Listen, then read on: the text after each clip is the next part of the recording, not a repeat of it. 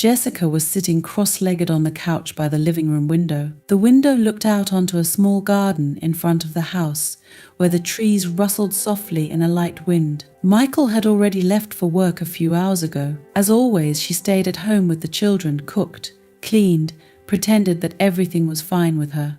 But it was a lie.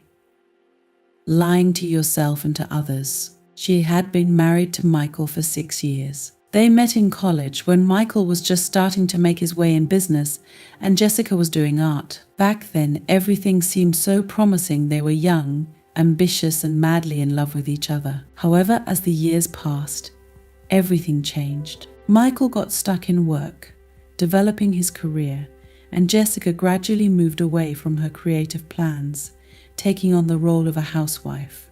He was building his empire, and she was a family life. She cooked dinners, raised children, but there was less and less room between them for the conversations and laughter that had been before. Once they spent their evenings talking, joking, dreaming about the future, making plans for life. Now Michael came in late, tired and exhausted, completely immersed in his business problems. He greeted her with a short kiss on the cheek and sat down at his laptop. It was as if her existence had become just a backdrop to his life. Jessica felt a gap growing between them and realized that this was no longer the man she had once fallen in love with. At times, it seemed to her that Michael didn't even notice her presence. Sometimes she would quietly leave the room while he was staring at the screen to see if he would notice her absence. Spoiler alert, I didn't notice. On the evening of the same day, Michael, as usual, returned home later than promised. They hardly spoke at dinner. It annoyed her how completely absorbed he was in his phone. It's the same thing every day. Can you ever get away from that damn phone? Michael didn't even look up, just shrugged. Sorry, honey, work. I'm trying to finish everything. We have a major project coming up. She exhaled, holding back her irritation. It's always the same excuse, work. As if he didn't have any other conversations left. When was the last time they laughed together? When was the last time we didn't talk about who was running where and what to do next? Jessica pushed her plate away and got up from the table. You're always busy. You never have time for us. Michael finally looked up, but only to look at her in surprise. What are you talking about? I'm working for us, for the sake of the children. It's for our family. He turned back to the phone, making it clear that the conversation was over. But he didn't understand. The money he earned couldn't bring back the feelings she once had. He was no longer the man she loved. He became aloof, and Jessica began to realize that she was feeling increasingly lonely. A few months have passed, and their life has become like the script of a low-grade sitcom, a monotonous routine where no one plays the main roles anymore. And all the important moments are behind the scenes. Jessica played the role of an exemplary wife, but inside she felt empty. Michael didn't even try to fill this void. He was too passionate about his work. One evening, after the children had gone to bed, Jessica was standing in front of the mirror in the bedroom, brushing her hair. Michael had just returned from another meeting, and his face was tense as always. He took off his jacket and sat down on the bed, wearily rubbing his temples. Michael, let's talk. He just glanced at her, barely able to contain his irritation. Not now, Jess. I'm tired. I have an important meeting tomorrow. You're always tired, always busy. But when was the last time we even talked about something important? About us? Michael sighed, as if talking to her was another task that needed to be crossed off the list. You know, I work for us. For you. Isn't it important? What's the point if we're not together anymore? Your job takes everything away from us. We hardly talk. You're exaggerating. Everything is fine. You're just tired. That's all. Those words hit her like a slap in the face. You're just tired, is that the answer? Is that what he thinks of her and her feelings? He has not tried to understand her, their marriage, their family for a long time. Jessica felt a lump in her throat and turned away to the window, unable to talk to him anymore. She was tired of it. She was tired of the fact that she always had to drag the two of them in their relationship. Michael didn't even try to fight for their marriage. His job was his first love, and Jessica was just an item on his schedule. A few more weeks passed, and the coldness in their relationship only intensified. Michael came home later and later, and his absence became almost the norm for Jessica. It seemed to her that she lived alone, despite his physical presence. She didn't try to talk to him anymore. All conversations boiled down to short "How are you and how was your day?" It was becoming clear that the marriage they had entered into had long since turned into an empty shell. Every time Michael left for another meeting or stayed late at the office, Jessica felt her heart grow.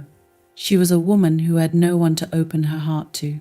And the worst thing was that she began to realize that she no longer wanted to be with him. She was tired of being a woman who was ignored. One morning when Michael left for work, Jessica was sitting in the kitchen drinking coffee.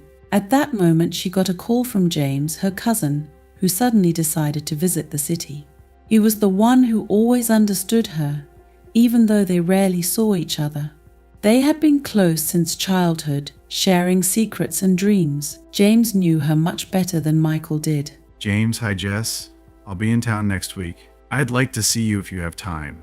Jessica smiled when she heard his voice. It was a breath of fresh air in her dull, routine life. Of course, let's meet. I really need to talk to someone. Thus began a chain of events that would change their lives. She did not know that meeting James would be her escape from the reality in which she had long felt like a prisoner.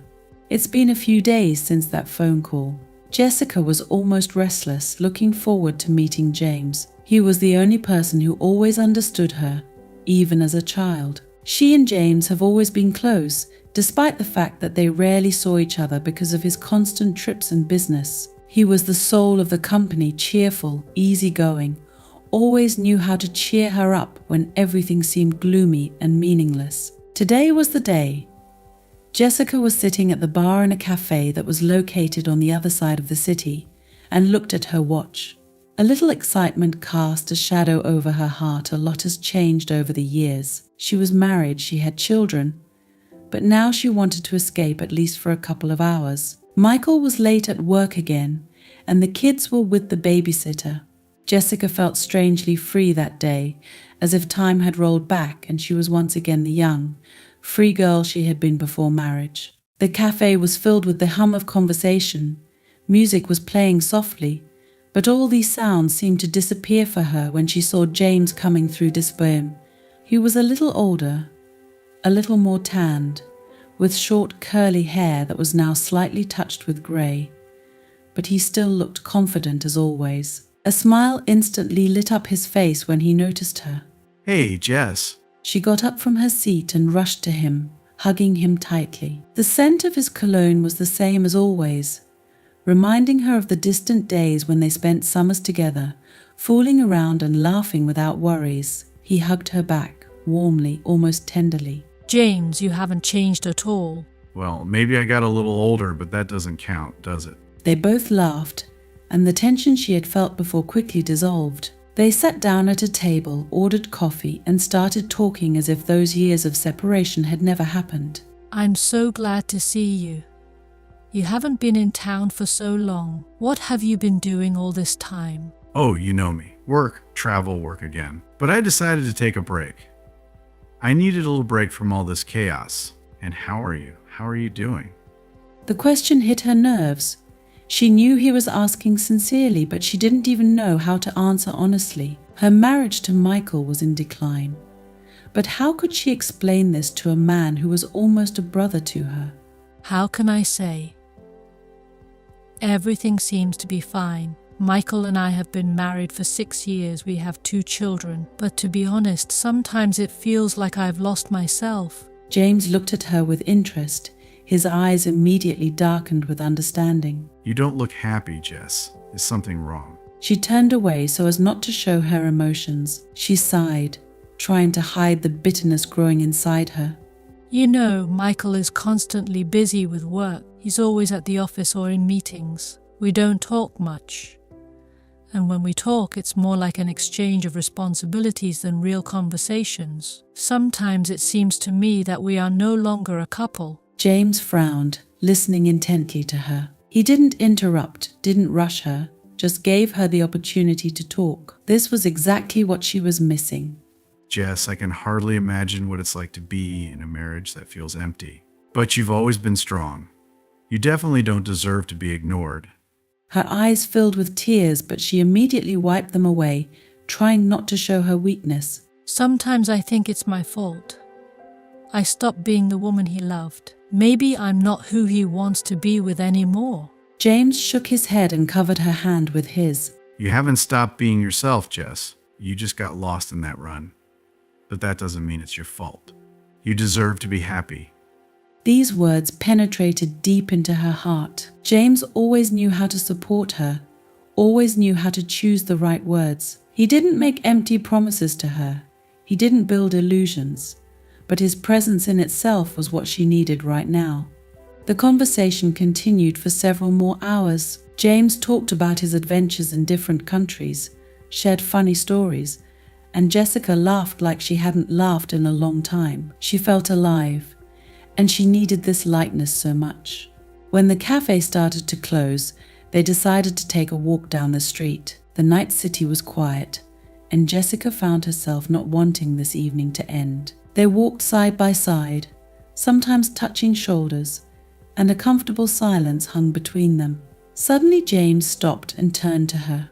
Jess, you know I'll always be there for you if you feel bad, right? You can call me anytime. It doesn't matter what happens. Jessica smiled back at him.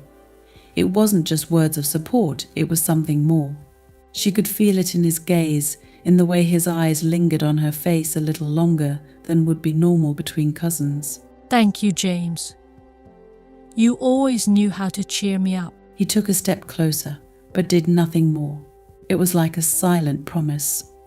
James's presence filled her with calmness, but at the same time something smoldered inside, not letting her forget that their relationship had long gone beyond a simple family affection. The next day they met again, and this time the tension between them became even more palpable. Jessica couldn't help but notice how her heart skipped a beat every time their eyes met. James, as if sensing this, kept his gaze on her more and more often, not hiding his interest. One evening, after a week of their meetings, James invited her to his house. It was a casual suggestion, come chat, drink wine, but Jessica knew there was more to it than that. She wanted this. I wanted to forget about my problems, about what was happening at home. She wanted to immerse herself in a world where she feels alive again. They were sitting on the balcony sipping wine. The evening was warm, and there was a tension between them that could not be ignored. Jess, you do realize that there's something between us, right? Her heart began to beat faster.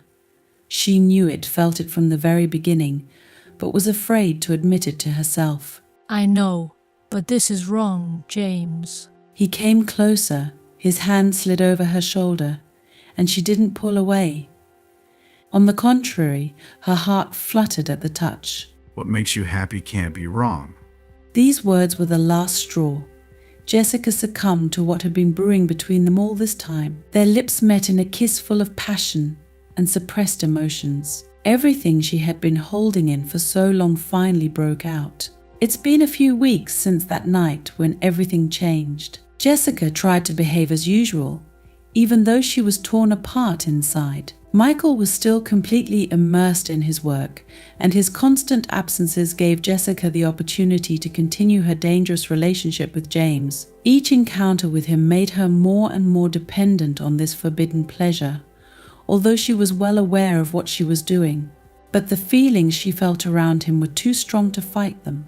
Every morning when Michael left for the office and the children went to school, Jessica found herself thinking about James. Her thoughts went back to those nights when she and James spent time together, his touch, his voice, his eyes full of passion, which she had not seen in Michael so long. She knew it was wrong, but she couldn't stop. James was becoming more and more her refuge. They met in his apartment, which was located on the other side of the city, where no one could see them. He always greeted her with a smile, as if it was their own little hiding place from the world. One evening, when Michael was on another business trip and the children were at their grandmother's, Jessica came to James, and they were sitting on his couch, talking quietly. You do realize that this can't go on forever, right? Jessica flinched at those words, even though she had known for a long time that he was right. But the idea of stopping everything seemed too painful to her. I know, but I can't live without you, James. I don't feel alive when you're not around. James sighed, his gaze serious. But you're going back to him anyway. You always come back to Michael, no matter what. This is wrong, Jess. We both understand that. She looked at him, her eyes glistening with restrained tears. Do you think it's easy for me? I feel guilty every time I come here, but I can't stop. You are the only person who understands me. James gently stroked her cheek with his hand. His touch made her heart beat faster. You are more than just a secret meeting for me. I don't want to be someone who hides in the shadows. She froze for a moment, realizing the depth of his words. James was more to her than just a consolation from a boring marriage, but she still couldn't find the strength to change anything in her life. Leaving Michael meant destroying not only their marriage, but also the stability of their children. And although Michael had long ceased to be the person she loved for her, she was not ready for such a step. However, each meeting with James made her more detached from Michael. They met in secret, sometimes in a cafe on the outskirts of the city, where no one could recognize them, then in his apartment, where they spent long evenings together, forgetting about everything else. A few more weeks have passed. Michael still continued his late returns home, unaware that his wife was not spending this time alone. Every morning Jessica woke up feeling guilty, but as soon as she heard James's voice on the phone, all her moral struggle disappeared. Their relationship had become a drug she couldn't get rid of. One evening, Jessica came to James' house, and they found themselves on his couch again. This time it was different. The silence in the room seemed more oppressive than usual. Jessica was tense, her mind wandering somewhere between reality and the realization that they had gone too far. You're kind of weird today. What are you thinking about? Jessica rubbed her palms together nervously, avoiding his gaze. I feel terrible, James. I betray Michael every time I come here. I do not know how long I can live like this. He was silent for a while, considering her words, then gently put his hand on her shoulder. I know it's difficult, but you've been unhappy with him for a long time, right? Why do you keep holding on to this marriage if it doesn't bring you happiness anymore? She raised her eyes and looked at him, her voice full of pain. It's not that easy, James. We have children. We have a story. And despite everything, Michael is a good man. He doesn't deserve what I'm doing. James shook his head, with a slight bitterness in his eyes. You can't keep living for the sake of others. It's destroying you. And me too. His last words startled her. He was right, their secret meetings hurt not only her but also him. Her heart was torn between feeling guilty about Michael and the fire that was burning in her next to James. But despite that, she couldn't stop. Their passion captured her completely, making it impossible to return to her former life. Every touch of James, every word he said, made her forget what was right, and she plunged into this relationship with her head. Meanwhile, Michael was beginning to notice that something was wrong. Jessica was increasingly absent-minded, often absent from home, referring to meetings with friends or trips to the store, which for some reason lasted longer than usual. Her phone was always on vibration, and she was nervous when she received messages. Michael began to suspect that there was something behind her strange behavior. One evening, when Michael returned home earlier than usual, he found Jessica, who quickly put her phone in her pocket as soon as he entered. Who were you talking to? Jessica froze, trying not to show her emotions. It's just a friend. We discussed her problems. His eyes narrowed.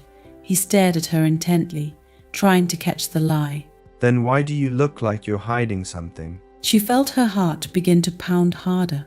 He was closer to the truth than she would have liked. Are you interrogating me now? I don't have to answer to you for every call. Michael frowned, his face showing incomprehension and growing suspicion. Something's going on, Jess. You've become different. I'm feeling it.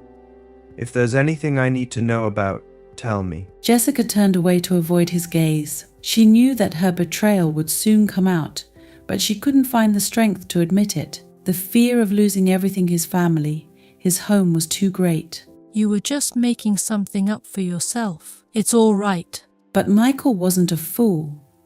His intuition told him that she was lying, and the thought haunted him. Jessica continued to date James despite the growing tension at home. They knew their bond couldn't last forever, but every time they were together, it felt right. Each meeting only intensified their passion, and soon they could no longer imagine their lives without these moments. One day, when they were sitting in a small cafe on the outskirts of the city, Jessica looked at James. Her voice was quiet but full of determination. We can't stop, really. Even though it's destroying me from the inside out. James looked at her, his eyes full of pain and love. I don't want to stop, but I know that sooner or later we'll have to make a decision. She nodded, realizing that their relationship had reached the point where there was no turning back anymore. But the decision seemed too hard. I'm afraid of destroying everything, but I can't live like this anymore.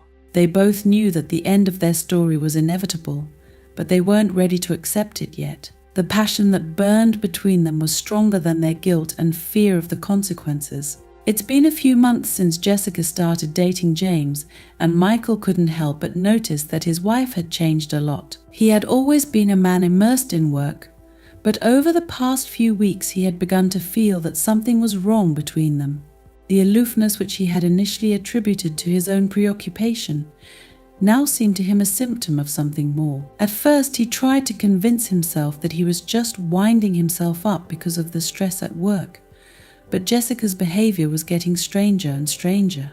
It all started with little things that used to seem ordinary. Jessica has always been a stay-at-home mom, preferring to spend time at home with the kids or do ordinary things. However, now she increasingly began to find reasons to leave home. Her explanations were very different. Meetings with friends, business in the city, shopping trips. Michael tried to ignore it, but each of her absences became more frequent and prolonged. On top of that, Jessica seemed distracted when they were together. She talked less and was often lost in her own thoughts. They used to discuss everything from household chores to Michael's work, but now he noticed that she avoided such conversations. Sometimes he caught her looking at him with some kind of invisible anxiety, but every time he asked her if everything was okay, Jessica answered in monosyllables, as if trying to close the subject as quickly as possible.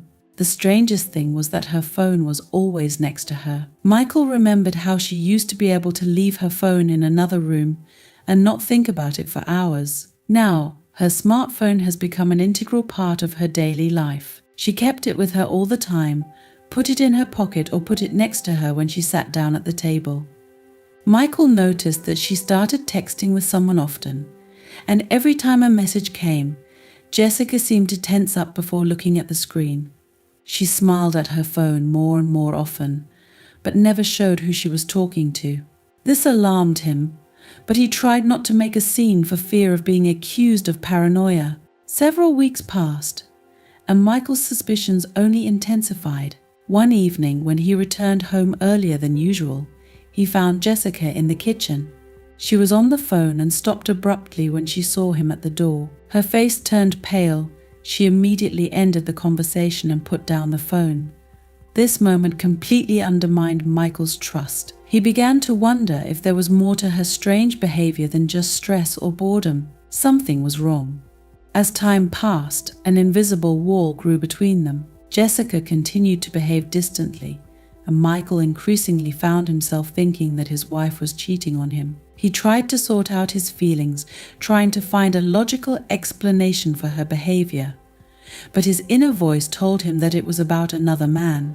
Michael had never suspected Jessica of cheating before, but her behavior became so obvious that he could no longer ignore this fact. One night, when Jessica went to bed earlier, Michael stayed in the kitchen, lost in thought. He was trying to remember exactly when it all started. Perhaps it happened after James, her cousin, returned to the city. At first, he didn't think much of it, because James was part of the family and Michael always treated him well. But now, looking back, he began to remember that after James appeared, His life with Jessica changed dramatically. She began to move away, and her absences became more frequent. They often talked about James, and Michael remembered how joyfully Jessica greeted any news about him. At the time, he attributed it to family affection, but now it looked different. These thoughts stuck in his head, and he couldn't get rid of them. Suspicions tormented him every day, every night. He couldn't look at Jessica calmly anymore. Every time she smiled at him, he tried to catch the hidden hints of a lie. When she said she was going out with her friends, he found himself not believing her. It seemed to him that everyone around him knew what was going on, but no one dared to tell him the truth. It was humiliating. He felt like he was losing control of his life, and that angered him even more. Finally, Michael decided that he could no longer tolerate this state of uncertainty. He wanted to know the truth, no matter how bitter it was. The decision was overdue unexpectedly, but firmly he had to find out what was going on. On the same day, he found on the internet a contact of a private detective who specialized in family matters. And although it seemed like an extreme step, Michael realized that he could not rely on his guesses. He wanted to know for sure. When he first met the detective, he was overcome by a strange feeling of shame. It was unpleasant for him to admit that he, a successful man, had to resort to the services of a detective to find out the truth about his wife. But despite this, he continued. The detective, a middle-aged man with a stern expression and cold eyes, was a professional in his field. He listened to Michael without emotion, asking short, businesslike questions. When did you notice the change in her behavior? The detective asked, making notes in his notebook. Michael tried to remember all the details from Jessica's first absences to her strange phone conversations. He spoke about his suspicions, mentioned James, although he himself was not sure that he was involved in the infidelities. The detective did not comment on his guesses, but Michael could see from his face that he had been working with such cases for a long time and had not ruled anything out. I'll start the surveillance, the detective said when they finished talking. I will contact you as soon as I have the results. Expect the first reports within a week. Michael nodded, feeling relieved that the process had finally started. However, this relief was mixed with growing anxiety. He knew that the truth could ruin his life, but he could no longer live in ignorance. A week passed, and the detective contacted Michael. Reports began to arrive regularly, and with each new day the picture became clearer. Jessica was actually dating someone, and it wasn't just innocent shopping trips or meetings with friends. The detective followed her movements, recorded where and with whom she went, and Michael denoted patterns. One evening, the detective sent Michael the photos. They showed Jessica leaving the cafe, and James next to her. They were sitting at a table together, her face lit up with a smile that Michael hadn't seen in a long time. They looked too close, too comfortable with each other. It wasn't just a friendly conversation. The photos confirmed his worst fears. Now he knew for sure that there was something more between his wife and her cousin. Michael felt his heart tighten with anger and pain. He had never thought that Jessica would be capable of such betrayal, especially with a man he considered part of his family. With each passing day, the anger inside Michael grew. He started staying at work longer, not wanting to return home, where Jessica continued to pretend that everything was fine. He could no longer stand her presence, her smiles, her false excuses. But so far he hadn't told her anything. He wanted to gather all the evidence so that she wouldn't have the slightest chance to deny her actions. Michael didn't even know exactly what he would do when he had all the evidence. It was hard for him to think about divorce. It meant the destruction of their entire family. It could affect the children. But deep down he knew that living like this, he can't do it anymore. Each new photo, each new message from the detective only brought him closer to the point where he would no longer be able to restrain himself. He tried to be calm, hiding his pain and anger, but inside he was literally bursting with tension. He felt betrayed, humiliated, and, most importantly, helpless. The man he loved and trusted turned out to be a stranger to him. At some point, he realized that he could no longer tolerate this lie. The decision was made. He had to act. Michael will never forget the day his world finally collapsed. For weeks now, He had been carrying a storm of emotions: anger, pain, humiliation mixed into an endless whirlpool. The suspicions that tormented him had long since turned into certainty, backed up by the evidence provided by the detective. He had seen photographs, read reports of meetings between Jessica and James, and knew that there was more than just friendship between them. But it's one thing to suspect and see everything in pictures, and it's quite another to come face to face with it. This thought haunted him and made him ready for any eventuality. The day when the exposure took place began like any other. Michael was at work, immersed in a routine of meetings and reports. He had not planned to return home ahead of time, but some vague anxiety had been nagging at him since the morning.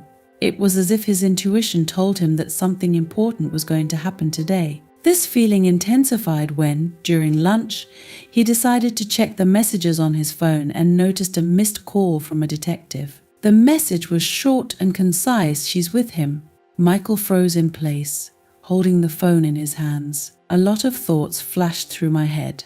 Jessica is dating James again. In his house, or somewhere else? But one detail particularly stung him. The detective did not mention that they had gone somewhere, to a cafe or to a meeting elsewhere. It meant only one thing: they were together in their common house, where they built their lives and raised their children. The house that had been his fortress had turned into a place where betrayal had reached its peak. Without hesitation, Michael dropped everything, silently left the office, not even bothering to warn his colleagues. His hands were shaking as he started the car, and his thoughts were confused. It seemed to him that he was acting on autopilot, in a state where his every step was dictated by anger and a determination to find out the whole truth with his own eyes. On the way home, Michael did not remember a single turn, not a single traffic light. His mind was completely focused on one thing: he wanted to catch them. I wanted to see the betrayal with my own eyes in order to destroy the last remnants of doubt. No matter what happened next, he could no longer live in ignorance. He could no longer be tormented by guesses. And when he drove into his street, his heart was beating with such force that it seemed like it was about to burst. He parked in front of the house and noticed James' car parked nearby. It was the final touch that killed any remaining illusions. It was exactly as he had feared. They were inside. When Michael reached the door, his breathing became heavy and harsh, and his fingers trembled. He took out the keys and slowly turned them in the lock. Everything was happening in slow motion. He opened the door carefully, trying not to make a sound. The house was quiet, too quiet. But he knew they were here. The intuition, the very feeling that had been pulling him here all day, had now turned into confidence. Michael went inside and stood for a moment listening. There was a faint noise coming from the living room, the rustle of clothes, muffled voices. His body tensed, and anger began to rise like a tidal wave. He took a step towards the living room, and what he saw exceeded all his expectations. Jessica and James were sitting on the couch, too close to each other, as if the whole world outside this room didn't exist. Her hand was on his knee, and his was on her shoulder. They were talking quietly, but Michael couldn't hear the words. It was enough for him to see their bodies locked in the same space, too intimate for cousins. This visual image caused the blood to pound in his temples. The world before his eyes shrank to a single moment where only betrayal existed. Anger overwhelmed him so quickly that he didn't have time to stop or think about his actions. He took a step forward and abruptly pushed open the living room door, causing it to crash against the wall. Jessica jumped up from her seat. Her eyes widened in shock, and her face turned pale. James jumped up too, trying to figure out what was going on, but Michael was already in front of them, overcome with rage. There was a tense silence in the room. Michael felt the adrenaline pumping through his veins, his gaze darting between Jessica and James, who, judging by his expression, did not know what to say or how to behave. The words themselves began to come out of Michael's mouth harsh, full of pain and anger. He couldn't believe this was happening to him. His wife, with whom he spent so many years, who bore him children, is sitting next to another man, and this man is her cousin. Family. The family he trusted. It wasn't just a betrayal. It was a complete destruction of all the moral foundations on which their lives were built. Michael couldn't stop. He was yelling at James, at Jessica, accusing them of ruining his life, his family. Words of insults, threats that he did not even try to restrain were spinning in his head. He said that he would destroy them both, that they would regret what they had done. His rage knew no bounds. Jessica stood frozen, unable to answer or justify herself. She knew there were no excuses. Tears were streaming down her face, but Michael couldn't sympathize with her. At that moment, she ceased to be a human being for him. She became the embodiment of his pain and betrayal. All he could see was how she had betrayed his trust. James tried to speak, but Michael didn't give him a chance. His anger was so intense that he could barely restrain himself from hitting him. Every time James opened his mouth, Michael interrupted him with threats and accusations. At one point, he even came closer, raising his hand, but stopped, feeling that this was a step that he would not be able to return. The room was heated to the limit.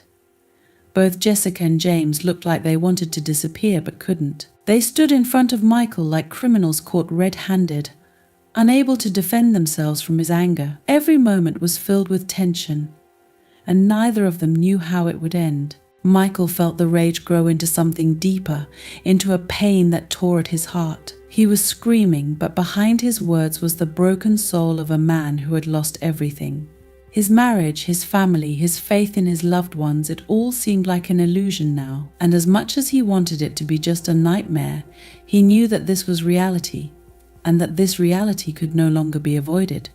He stood in front of them, breathing heavily, his hands clenched into fists, but he didn't know what to do next. All he could feel was the emptiness that enveloped him from within. The anger was fading, leaving only debris behind. At some point, Michael turned around and left the house. He didn't know where he was going, didn't know what was going to happen next, but he knew one thing: his life would never be the same. Michael didn't come home that night. He simply rode off into the unknown, leaving behind the ruins of what had once been his home, his family, and his life. After Michael left the house where the storm of his anger had raged, Jessica was left standing in the middle of the devastated space. Realizing that her life had just collapsed, there was a dead silence in the room, where tension had reigned until recently. She stood motionless, as if frozen, trying to make sense of everything that had happened. Her body felt heavy, and her mind was clouded by pain and confusion. It's over. All her illusions that she would somehow be able to maintain this delicate balance between a secret relationship with James and marriage with Michael to dust. James, feeling unbearably awkward and aware of the horror of what was happening, quickly left without saying a word. He realized that this moment left no room for excuses or explanations. Their connection, which had seemed so intriguing and exciting, now turned into a devastating explosion that destroyed everything around.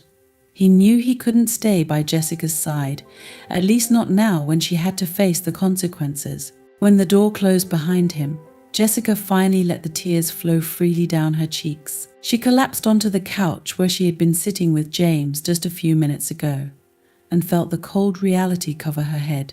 Thoughts of what she had lost flooded her mind. Michael is the man with whom she has connected her life, the father of her children, the one whom she once sincerely loved. She betrayed him. Her family, her home, all seemed lost forever now. Jessica was aware that Michael, by leaving, had left her no chance of a quick reconciliation. His face distorted with anger, his cry full of pain. All this testified that for him their relationship would never be the same. He didn't just find out about her cheating, he saw her firsthand, and this fact left an indelible mark. The question of whether he would ever be able to forgive her seemed hopeless to her now. She saw all the bridges between them crumbling and realized that the future, which she had recently considered possible, was now unattainable. Several days passed, but Michael did not return. He didn't answer her calls or text her. The house was frighteningly empty. The children, not understanding what was happening, tried to return to normal life, but felt an anxious atmosphere. Jessica tried to behave as usual, take care of the children, go shopping, do housework, but every corner of the house reminded her that everything was destroyed. Her inner state was full of chaos.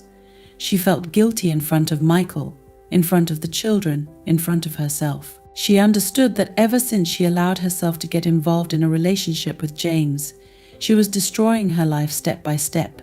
Everything that seemed exciting and new to her, everything that gave her a sense of freedom, now became a chain that she did not know how to get rid of. Her relationship with James no longer seemed like an escape from a routine marriage. It was a dark secret that destroyed everything she had once valued. It seemed to her that James was no longer what he had been to her in the beginning. He was now a symbol of her shattered world, and every time she thought about him, she was overcome with pain and regret. Jessica couldn't help but think that maybe she could have prevented all this. Memories of the days when she could still talk to Michael, when they could discuss their problems, began to pop up in her memory. She recalled how he tried to make contact, and she pushed him away, losing touch with what they had built together. Perhaps if she had stopped and talked to him then, if she had tried to sort out their relationship, none of this would have happened. But now it was too late. She tried to talk to the children, to explain to them why Dad didn't come home anymore, but her words were confused and lacking confidence. How can you explain to children that their mother destroyed their family? How can she tell them that she betrayed their father and now does not know what will happen next? Jessica felt more guilty about them than about anyone else. She had destroyed their safe world, and now she needed to find a way to pick up the pieces. Meanwhile, James tried to get in touch several times. He was texting, calling, trying to find out how she was coping with the situation, but Jessica wasn't answering. Deep down, she knew that their relationship could no longer continue. All the feelings that had once connected them now seemed like a deception. She couldn't look at James the way she used to. He was a reminder that her weakness had led to disaster, and every time she thought about him, a wave of shame swept over her. A few more weeks passed, and Jessica was faced with a choice: try to regain Michael's trust or continue her relationship with James. She understood that both paths were full of pain and suffering. Getting Michael back meant facing a lengthy process of rebuilding a broken relationship, if at all possible. Would he forgive her? Will he ever be able to forget that she betrayed him with a man who was part of their family? These questions tormented her every day. On the other hand, continuing her relationship with James seemed impossible to her now. She couldn't go back to those secret meetings that had once seemed like a way out. It was no longer just an adventure, it became a symbol of her ruined life, and she couldn't relive it. Every night, lying in an empty bed, Jessica wondered what she should do. She knew that if she wanted any chance of rebuilding her life, she would have to start with the hardest part, trying to talk to Michael. But how to do it? How can I get him back if he's not ready to listen to her? She decided that perhaps the first thing she needed to do was admit her mistakes to herself. For many years she hid her feelings, avoided frank conversations, and this led to the fact that her marriage was slowly collapsing. Now she realized that she would not be able to move on if she did not face the truth. Jessica wrote a long letter to Michael. She described everything in it: her pain, her regret, her understanding of what she had done. She did not ask for forgiveness, knowing that it might never happen. She just wanted him to know that she was aware of her guilt and was ready to accept any consequences. The letter lay on the kitchen table for several days before she decided to send it. This was the first step towards trying to bring back at least a piece of what was destroyed. It took several more weeks before Michael answered. He didn't come home, didn't call, but sent a short message. There was no anger or forgiveness in him. It was just a message that he had received a letter and realized that they had a long way to go. He didn't know if they would ever be able to repair their relationship, but he was ready to at least start a conversation. It was a faint ray of hope, but for Jessica it meant that she hadn't lost everything yet. Michael was willing to at least listen, which meant there might be a chance. The question was whether she would now be able to take responsibility for her actions and go down this difficult path. Jessica realized that her life would never be the same. The mistakes she had made couldn't just be erased, but perhaps there was a chance that, after going through this ordeal, She could at least try to find a new meaning in her life, not for herself, but for the sake of the children, for the sake of the family that was destroyed by her own hands. She didn't know how this story would end, but one thing she knew for sure: she had a long and difficult way to recover at least something. And although the past could not be changed, she hoped that the future would bring at least a small chance of redemption.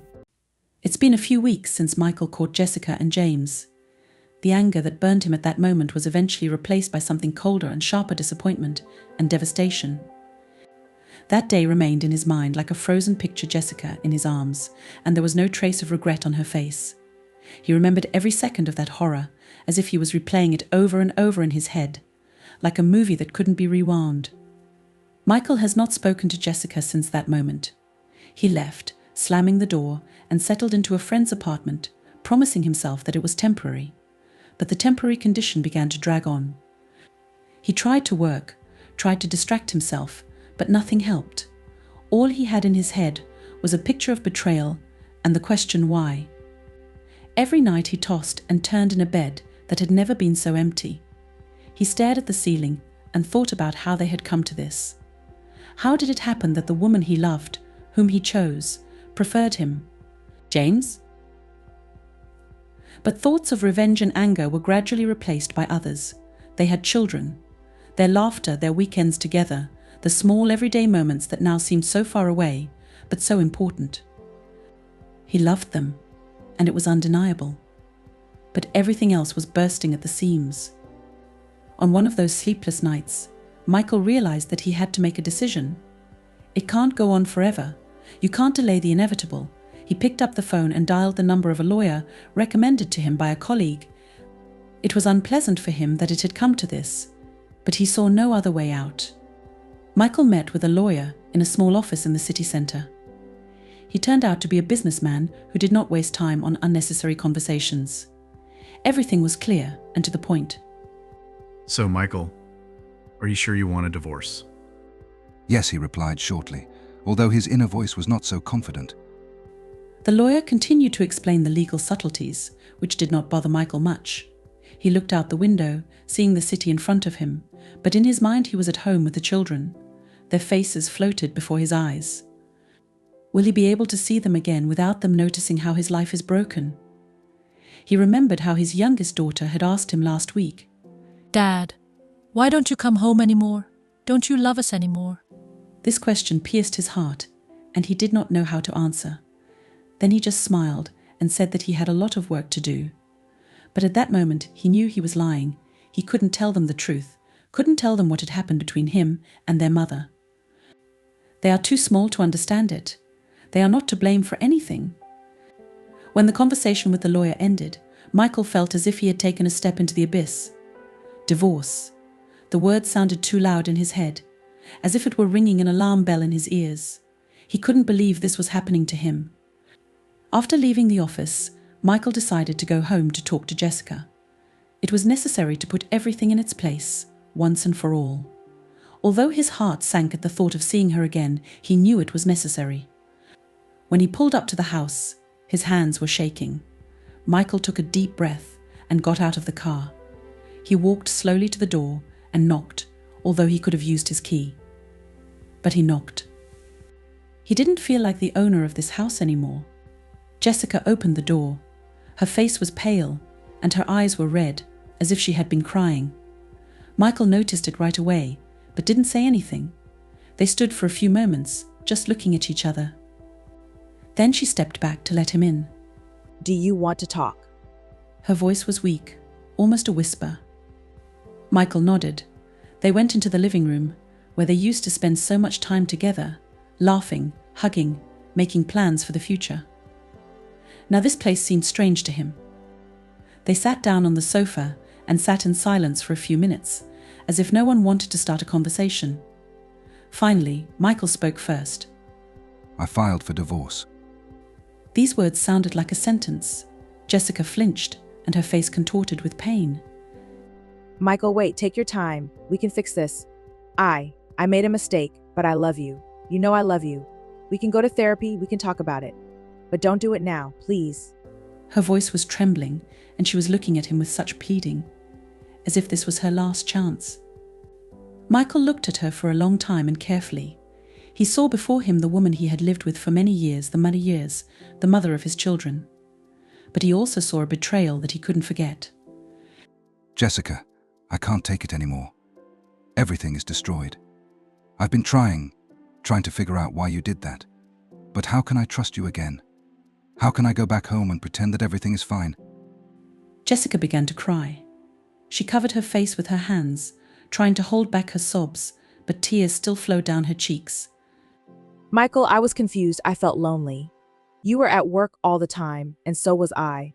I do not know how it happened. I didn't want to ruin everything. I didn't think I'd go that far. Michael clenched his fists. It was hard for him to listen to her excuses. Yes, he wasn't perfect either. He knew that he devoted more time to work than to his family, but that couldn't justify what she had done. You didn't think, did you? Was I supposed to think for both of us? Jessica, that's not how it works. You've made a choice. You knew what you were doing when you went to James. And now I have to live with it. Jessica wiped away her tears and tried to sit closer to Michael, but he moved away, not wanting her touch. I'm sorry, Michael. I'll do whatever it takes. I'm going to therapy. I'm going to change. But please don't leave. Don't destroy our family. Michael was silent for a long time. He heard her words, saw her tears, but his heart was empty. He loved her once upon a time. But now it was only pain, deep, all-consuming. I've already destroyed it. And you too. There's nothing left to save. He got up, packed his things, and left the house, leaving Jessica alone on the couch in tears. It's been a few days since Michael filed for divorce. He no longer lived with Jessica and the children, but he thought about them all the time. His mind was torn between anger at Jessica and guilt at the children. They didn't deserve this chaos. Their little lives, full of joy and innocence, now found themselves in the midst of what Michael considered his personal hell. Today he was going to have one of the most difficult conversations in his life to explain to the children that their parents would no longer be together. Michael postponed this moment as much as he could, hoping that everything would somehow resolve itself. But of course this did not happen. He arranged with Jessica to meet at their house to talk to the children together. Despite all the differences, they understood that this conversation needed to be conducted together. It took Michael a long time to gather the strength to go there. He was sitting in his car in the parking lot, opposite the house where the best years of his life had been spent, and just looked towards the windows. There was a light on in one of them. On the second floor, it was the room of the eldest daughter. His heart sank at the thought of how she would react to the news. Finally, gathering his courage, Michael got out of the car. The door of the house was ajar, as if Jessica was waiting for him. She was standing in the doorway, and despite her calm appearance, her eyes betrayed fatigue and anxiety. Apparently, this day was also painful for her. Hi. Her voice was low and strained. Hi. He replied shortly, not knowing how else to start. They stood opposite each other, like two rocks separated by an abyss of pain. But it was not a pain that could be healed with time. Michael saw before him the woman who had once been everything to him, but now she was a stranger. They're upstairs. I told them you were coming. Thank you. He nodded and headed for the stairs. Jessica followed him. When they went upstairs, the nursery was quiet. Their children, Emma and Liam, were playing in their rooms. Liam, the youngest son, adored his toy cars, which he arranged in an order known only to him. Emma, the eldest, was sitting in her room, reading a book, lost in her thoughts. Michael knocked on Emma's door. She immediately raised her head, and her face lit up as soon as she saw her father. Dad. She exclaimed, jumping up from her seat and throwing her arms around his neck. Michael hugged her tightly, feeling the warmth of her embrace melt the ice in his heart.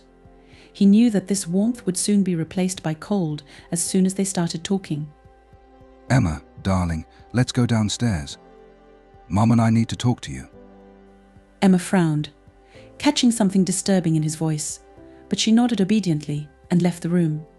Liam, hearing her footsteps, ran out of his room with a typewriter in his hand and cheerfully rushed to his father. Dad, look. I found the fastest car. He showed the toy, and his eyes shone with pride. Michael smiled, despite the gravity of the moment. She's amazing, Liam. You're doing great. He patted his son on the head. Jessica stood a little to the side, watching this scene. Her face was tense, as if she was gathering all her willpower into a fist, so as not to cry in front of the children. She knew perfectly well that this moment would change their lives forever. When the whole family came downstairs, they sat down on the couch.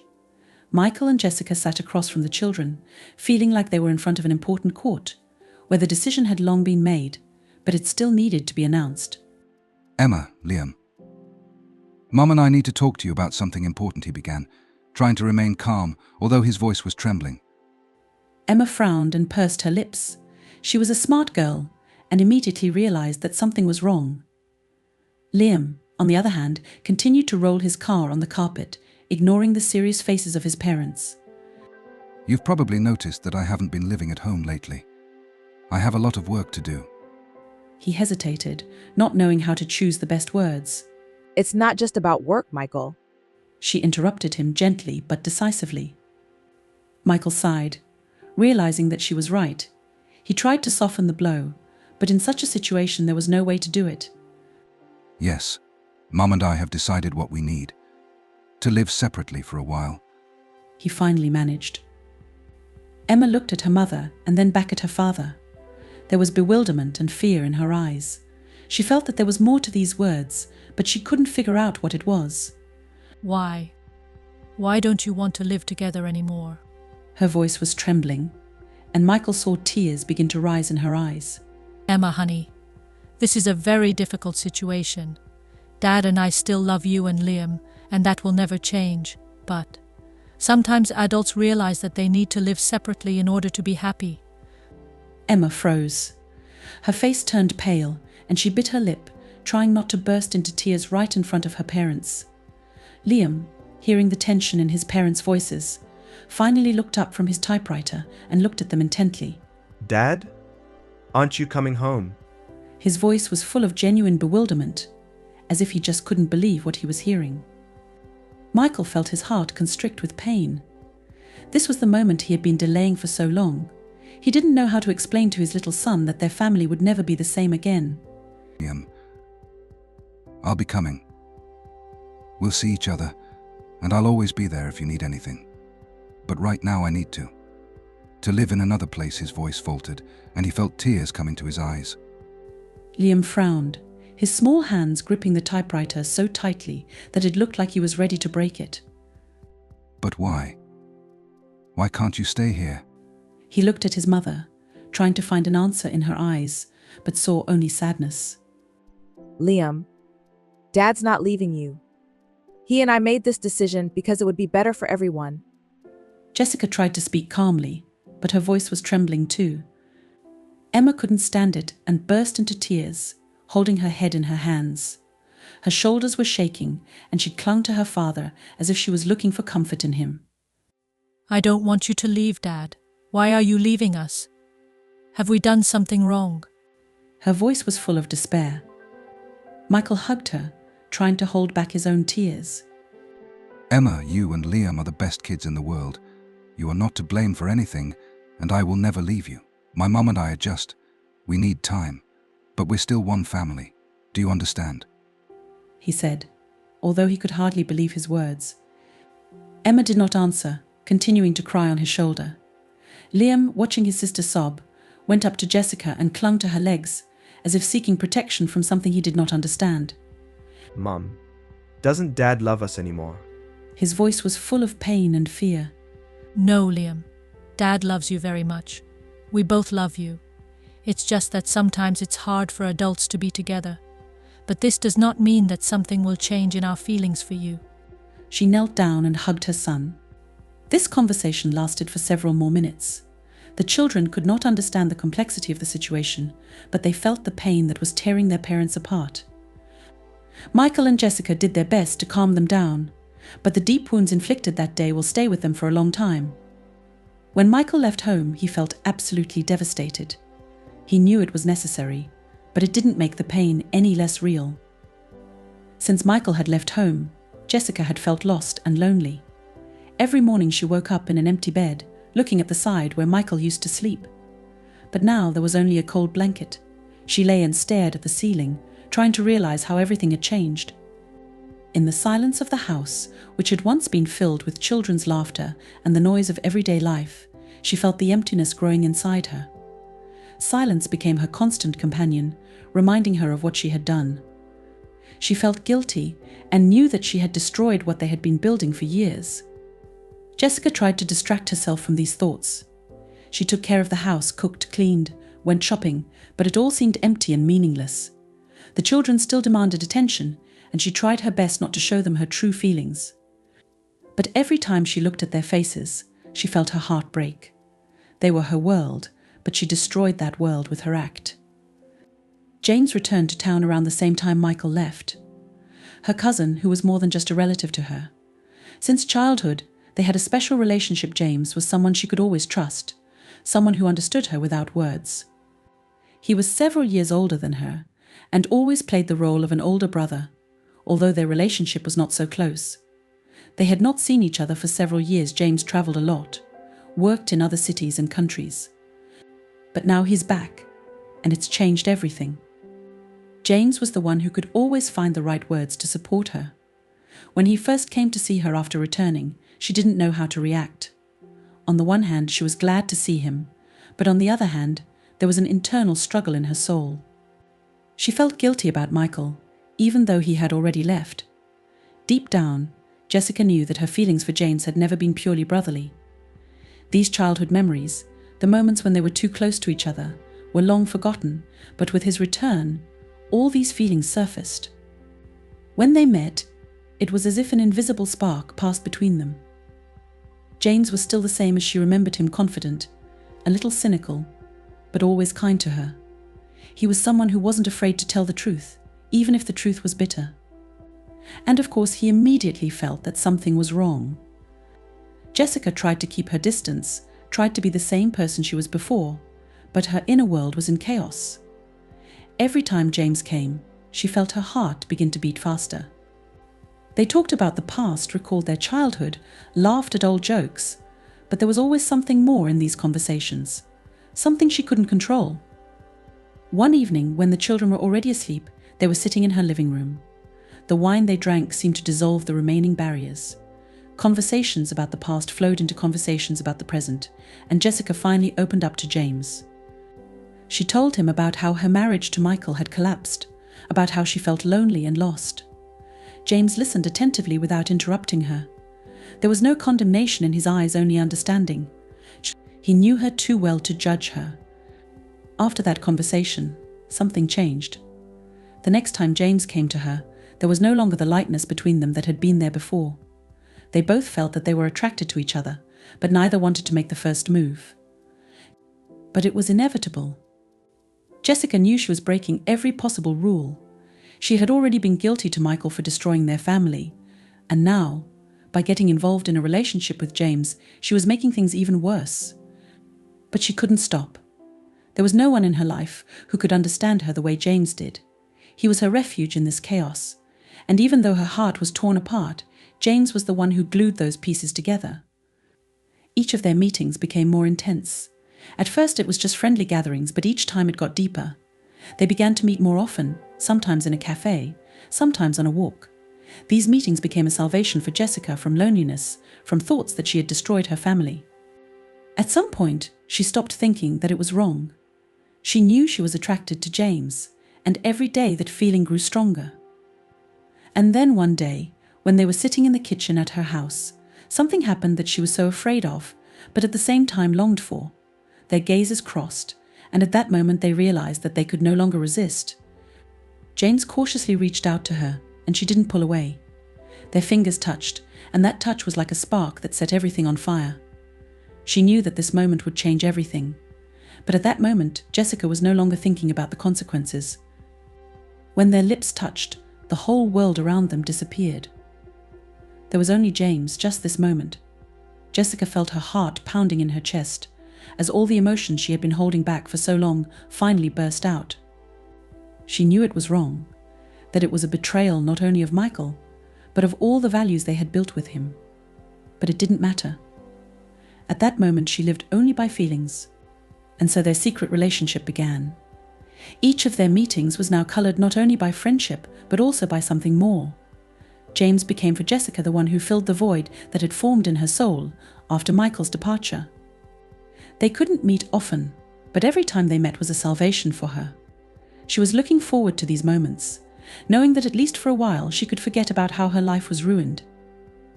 However, the feeling of guilt has not disappeared. Every time she returned home after meeting James, she was overwhelmed by a wave of shame and despair. She knew that she was betraying not only Michael, but also her children. But she couldn't stop. It was like an addiction. Every meeting with James gave her a sense of life that she missed so much. But after each meeting, there was a void. Jessica began to hide more and more from the children. It hurt her to look them in the eye, knowing that she was deceiving them. She felt that she could no longer be the mother she used to be. All her thoughts were on James and how to keep their relationship a secret. She was afraid that if someone found out, her life would collapse completely. She had already ruined her marriage, but the thought of her children finding out about her relationship with her cousin was unbearable. Every day her inner world was splitting apart more and more. On the one hand, she couldn't imagine her life without James, and on the other she was suffocated by guilt. She felt torn between these two worlds. Her love for James was forbidden, and she knew that at any moment everything could collapse. But as long as they could be together, Jessica was willing to ignore everything else. The secret meetings continued. They found ways to meet when the children were at school, or when she found excuses to leave home. Each of their meetings was full of passion, but there was darkness behind this passion. Jessica knew that at any moment it could end in disaster, but she couldn't stop. This internal conflict was tearing her apart. Michael, despite the pain and bitterness of what happened, continued to live his life, or rather, tried to do it. After he left home, his days turned into a series of mechanical actions. The job, which he had always appreciated and loved, had become his salvation, the only way to distract himself from thoughts about Jessica and their ruined marriage. But the longer he was immersed in his work, the more his thoughts returned to home, to the children and, worst of all, to Jessica. It's been a few weeks since he filed for divorce. Michael had almost no contact with Jessica, except for necessary meetings and conversations about children. Every time he came to pick up Emma and Liam for the weekend or take them to class, he felt like a stranger in the house that had recently been his own. These meetings were short and formal. He tried to avoid talking to Jessica, only exchanging a few words about the schedule or the need to buy something for the children. But every time he saw her, something inside him told him that it wasn't over yet. At first he thought that it was just the remnants of emotions from betrayal, those feelings that he could not burn out of his soul in any way. He couldn't forgive her, but he couldn't let her go completely. It tormented him, tearing him apart every time he looked into her eyes. But soon he began to notice oddities that he couldn't ignore. Jessica has changed, and it wasn't just a consequence of their breakup. Michael noticed that she began to behave differently. Her face became tense and mysterious when he entered the house. She avoided looking into his eyes longer than necessary. She was often busy with something when he arrived, always seemed in a hurry or distracted. At first, Michael blamed it on the stress she was experiencing because of their divorce, on the guilt that inevitably gnawed at her from the inside. But the longer it went on, the more he doubted this explanation. Michael began to notice the little things that, when put together, began to form a gloomy picture. She was more often away from home when he came to pick up the children, sometimes without explanation. Her phone was always somewhere nearby, but she quickly closed the screen or turned the phone down as soon as it appeared on the horizon. He had noticed several times how nervous she was if she had to answer a call or message in his presence. She became more distant in conversations, even when it came to children, avoiding lengthy discussions and almost not dwelling on details. Michael's intuition told him that something was going wrong. Perhaps it was a purely instinctive feeling, but it wouldn't let him go. The thought that Jessica might have continued her relationship with James haunted him like sticky shadows. He tried to convince himself that it was just paranoia caused by their broken relationship, but the doubts in his head only intensified. Michael began to pay attention to the changes in children's behavior. Emma, usually a pretty open and cheerful girl, became more withdrawn, talked less about what was going on at home, and Liam didn't seem to want to tell anything at all. They were obviously hiding something, although perhaps it was just a childish desire not to aggravate the situation between the parents. But Michael felt that things were happening in their house that he didn't understand. These suspicions grew and strengthened until they became a constant presence in his life. He began to think about it more and more often. Perhaps Jessica continued to date James after he left. Maybe that was the reason for her strange behavior. But he couldn't be sure of that. Michael tried to find answers, but every time he asked himself these questions, he only got the same emptiness in response. And then one day, when Michael returned home after a long day at work, his doubts reached a peak. He stood in his apartment, surrounded by silence, but inside he was torn apart by a hurricane of thoughts. He understood that he could no longer live with these doubts. He needed to find out the truth, even if that truth would destroy him completely. Michael began to act. He began to follow Jessica, but not in the way that jealous husbands do. He wasn't stalking her, he wasn't spying on her. He just became more attentive to her habits and schedule.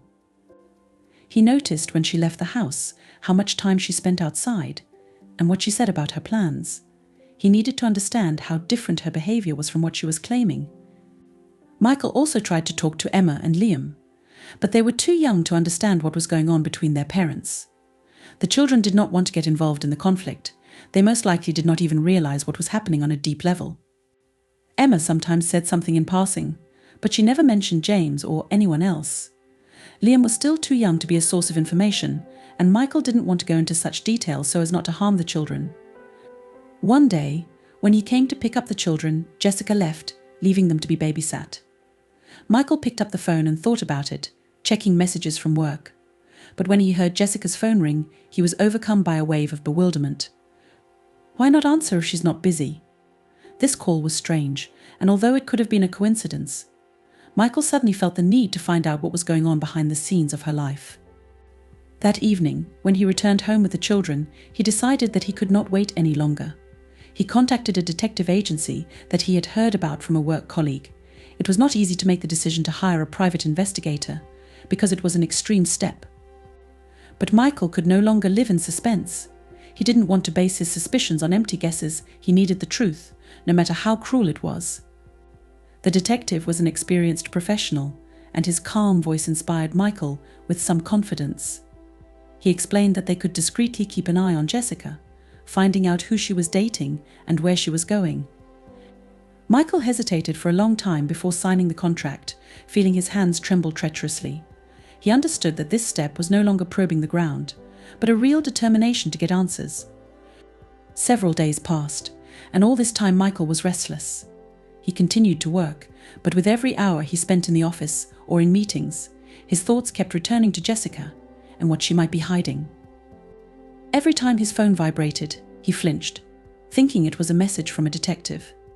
He wanted to know the truth, but he was afraid of it as much as he wanted to. And so, a week after the investigation began, the detective contacted him. Michael was sitting at his desk when he received a message asking for a meeting. It wasn't a call, it was a message restrained, neutral, but it only increased his sense of unease. What did the detective find? And was he ready to find out the truth? The meeting took place in a small cafe near Michael's office. The detective was sitting in the corner, waiting for him with a closed folder in front of him. Michael walked over and sat down across from him, feeling his insides tense with anticipation. He tried to stay calm, but it was difficult, because there was an inevitable encounter with reality ahead. When the detective opened the folder, Michael felt his heart stop. The folder contained photos taken in secret, in which Jessica was with James. Michael couldn't believe his eyes, but the evidence was in front of him. They were dating again, despite everything that had happened.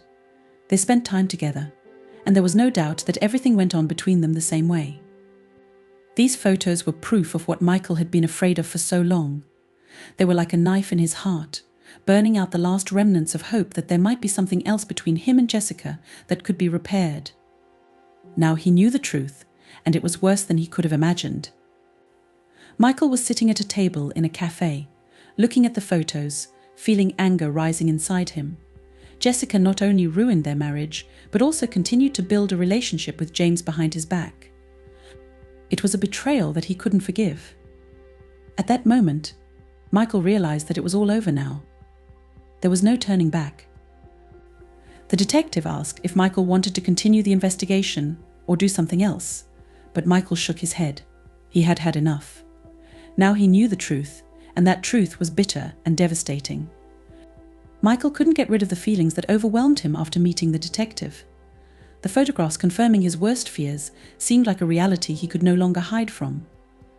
These pictures burned in his memory every time he tried to fall asleep, when he looked into the eyes of his children, when he was driving to work.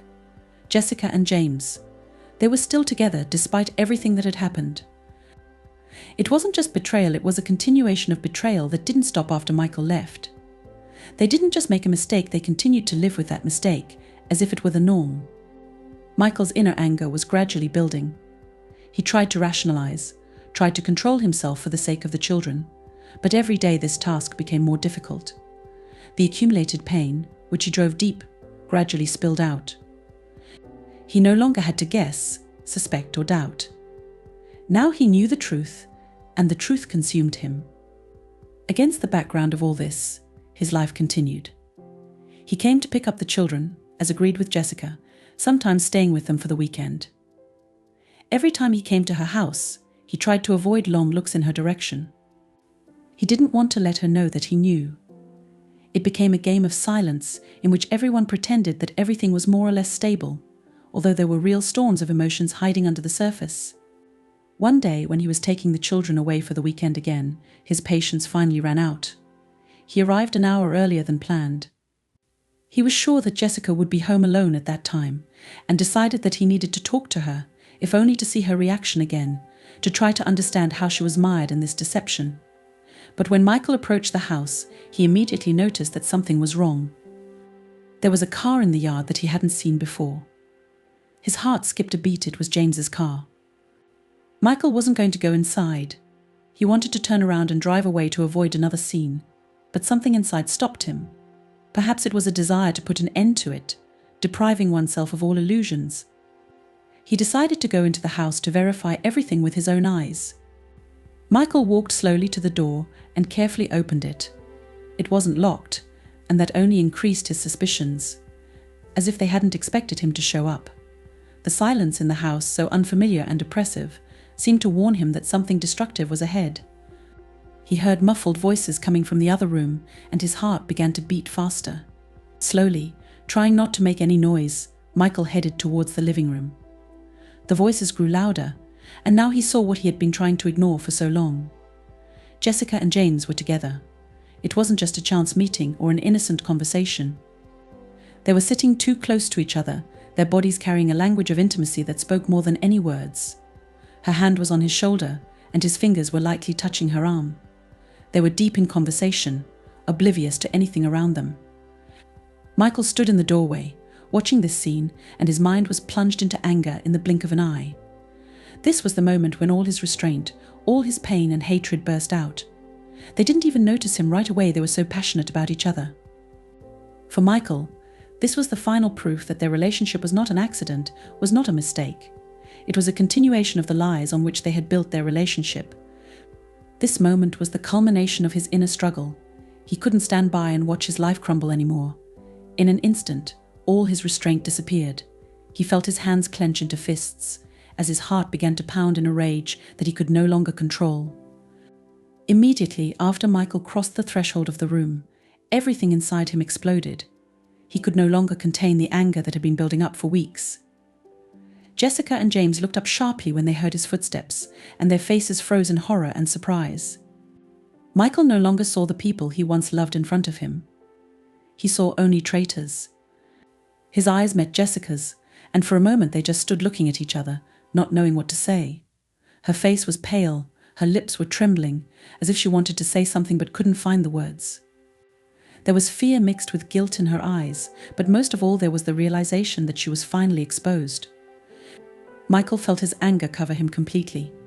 There were so many emotions bubbling inside him that he couldn't hold back any longer. He knew there was no point in words, no point in explanations or excuses. What he saw said more than any words. They both betrayed him, betrayed their family, destroyed everything that was valuable in his life. James, for his part, also seemed stunned, as if he hadn't expected to be exposed until the last moment. He tried to say something, but his voice couldn't break through the silence that enveloped the room. It was the kind of silence that foreshadowed a storm.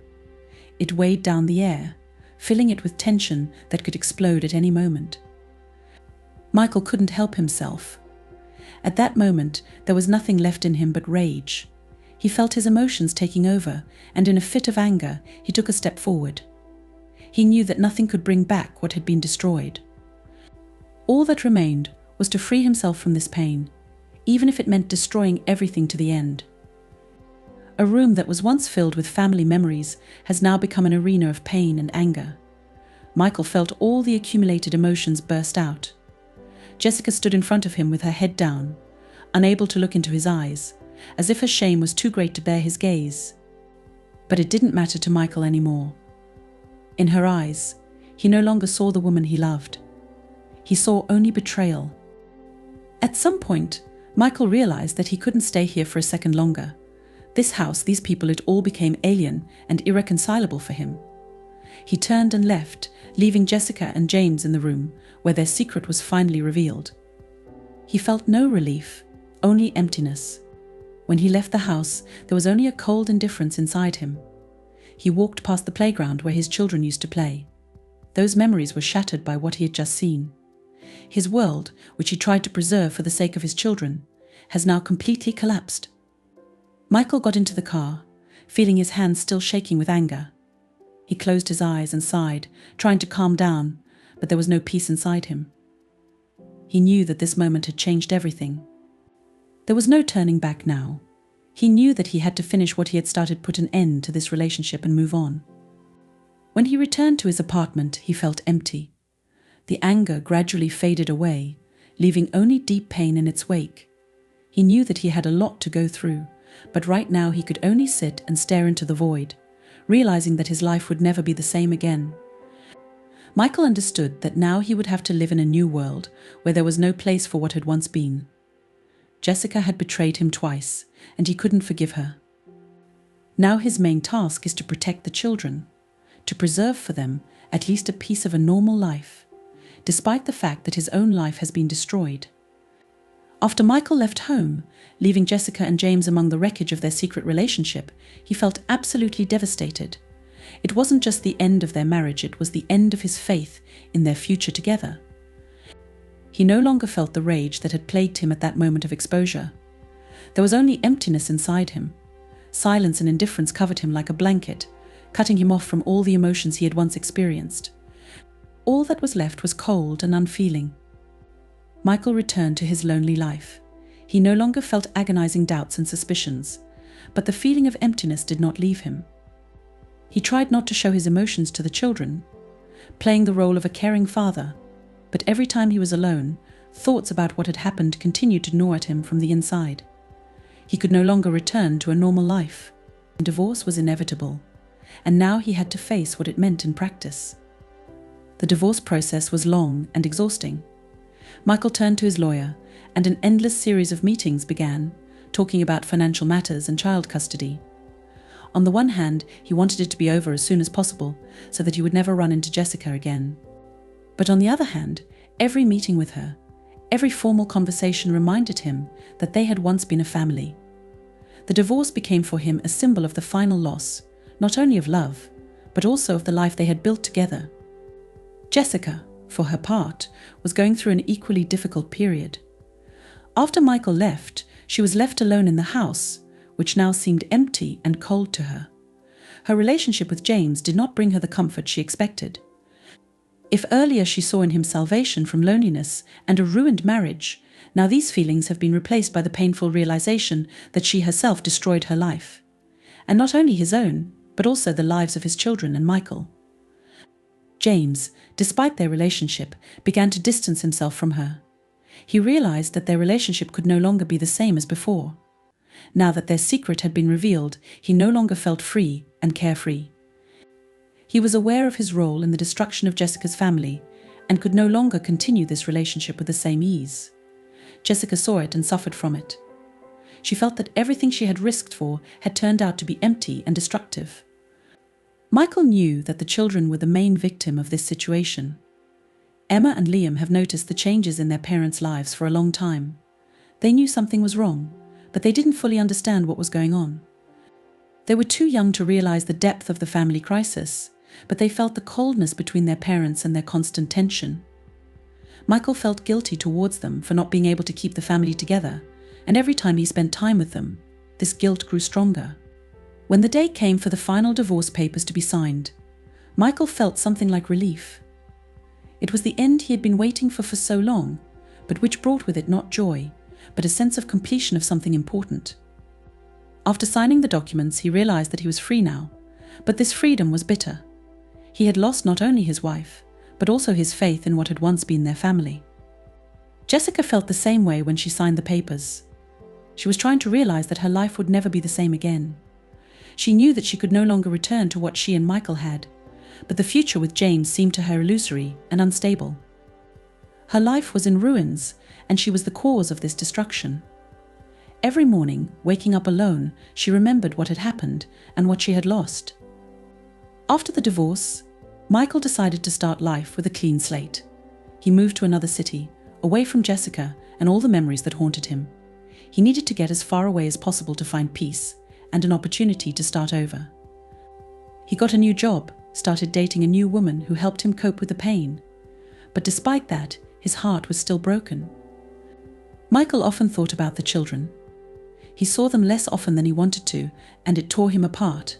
He knew that their lives had changed forever. Emma became more withdrawn, and Liam, despite his young age, began to ask questions that Michael did not know how to answer.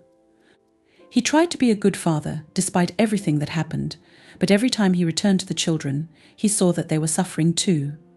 They had lost their family, and no words could change that. Jessica stayed in the old house, which now reminded her of what had been lost. Shortly after the divorce, she broke up with James. Their relationship couldn't stand the pressure. What seemed to her romantic escape turned into a source of her suffering. Now she was left alone, with the children, and with a sense of guilt that did not leave her. She tried to find solace in her role as a mother, but the children also felt her loss. They knew that their mother had changed, and this change was not only about the divorce. Every evening, Jessica sat in her empty living room, looking back at the past and thinking about how she and Michael had come to this. Her heart was broken, and she couldn't find a way to fix it. She knew that she had destroyed their family, destroyed herself, and now she could only live with it. Sometimes she thought about calling Michael to try to start over, but she knew that was impossible. Too much has been said and done to bring back the past. James left town shortly after their breakup. He couldn't stay by Jessica's side, knowing that their relationship had ruined everything she had. He felt guilty too, but he knew there was no point for him to stay around. He went to another city to start his life anew, leaving behind a trail of ruined lives.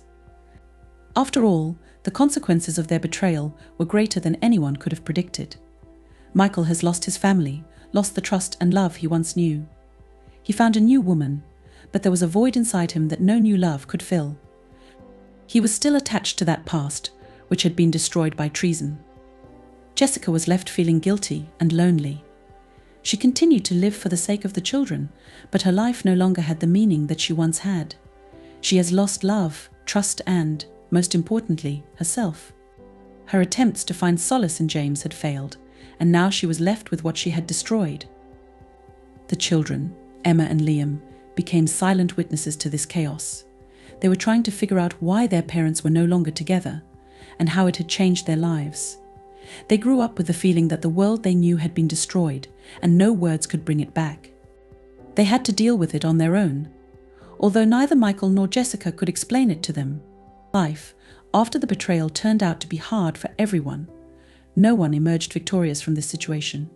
In the end, all that was left were shattered dreams, lost love, and a family that no longer existed.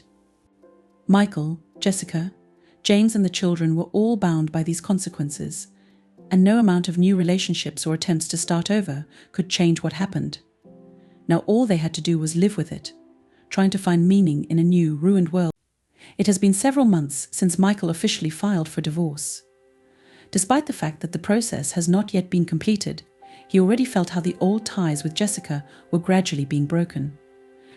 The hardest things for him were the moments associated with children. His children were not only the center of his world, but also a reminder of what had been destroyed. They saw him once a week, and each meeting was both a joy and an ordeal.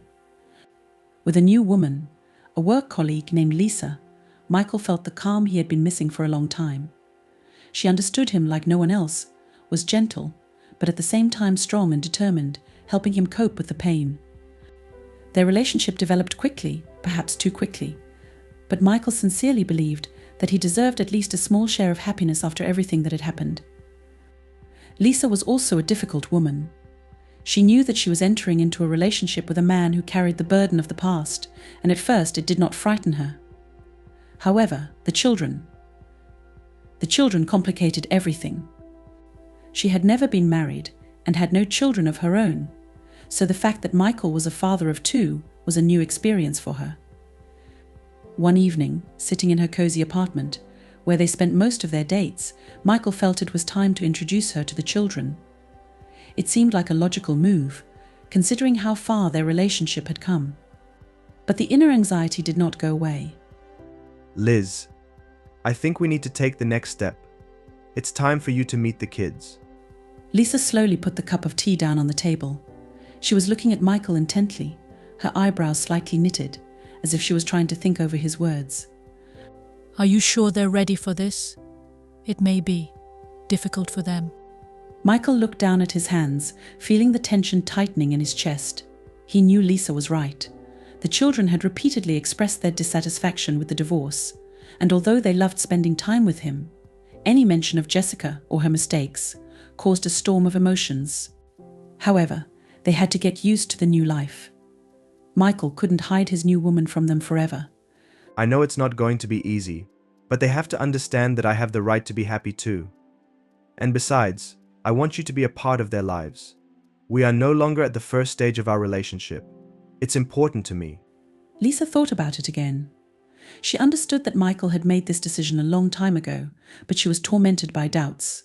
She always felt that his children could become a barrier between them, but she hoped that she could cope with it. She loved Michael, and that was the main thing for her. If you're sure, then I'm ready to try it too. But Michael, I'm afraid they might not accept me. Michael took her hand and squeezed it slightly, trying to convey to her at least a drop of confidence that he himself lacked. They'll get used to it. It's just a matter of time. They need to understand that I'm not going back to their mother, and that you're not to blame for what happened. We will give them time, and they will understand that you are a good woman. A few days later, that very day arrived. Michael invited the children to spend the evening at Lisa's. She cooked their favorite dishes, trying to create a comfortable and warm atmosphere. But as soon as they entered her apartment, tension hung in the air. His eldest son, Thomas, a 12-year-old boy with an inquisitive mind and heart, was skeptical from the very beginning. He didn't like the fact that his father had brought him to some strange woman's house. The youngest daughter, Lily, a 7-year-old girl, was a little softer, but she also felt uncomfortable. Are you living with her now? May. Michael felt something tighten inside him. He knew this conversation was going to be difficult, but he didn't even know how much. Lisa, who was standing next to him, smiled awkwardly, realizing that she was about to go through a cruel ordeal. No, Tom. We don't live together. Lisa is my friend, and I want you to meet her. It's important to me. Thomas crossed his arms over his chest, looking at Lisa with dislike. You said we'd be spending time with you, not her. Michael took a deep breath, trying to stay calm. It hurt him to see how his children reacted to Lisa. He knew this was a difficult moment for them, but he couldn't just give up on what he was building with her. Tom, it's still our time. I just want you to know Lisa. She's a good person, and she supported me when it was hard. Does Mom know we're here? This question went straight to the heart. Michael knew that Jessica would not approve of this. She always avoided talking about Lisa, pretending that she didn't exist at all. But he couldn't hide his new life from his children forever. Yes, Lil. Mom knows. This does not mean that something is wrong. It's just that our lives have changed. Lisa, realizing that the situation was escalating, tried to defuse the situation. Maybe you want to play a game or watch a movie? We have some great board games that I have prepared especially for you. But her words remained in the void. Thomas ignored her and turned back to his father. Why can't you just go back to your mom? You loved her. We were all family. And now we have to live like this. These words pierced through Michael. He felt guilty in front of the children, in front of Jessica, and even in front of Lisa. But he had already made his choice. Everything had changed, and there was no turning back. Tom, I know it's difficult, but Mom and I can't be together anymore. It doesn't mean that I love you less or that I don't want to spend time with you. It's just that life can be difficult. But I promise you that everything will be fine. Thomas gave Lisa another dark look and abruptly turned around and went into another room. Lily followed him. Michael sighed heavily and sank into a chair. Lisa sat down next to him, lightly touching his arm. I told you they wouldn't accept me that easily. They just need time. They need to get used to the fact that things are different now. I promise they will understand. Lisa smiled, but there was concern in her eyes. She began to doubt whether she could withstand this fight, but she decided not to tell Michael about it yet.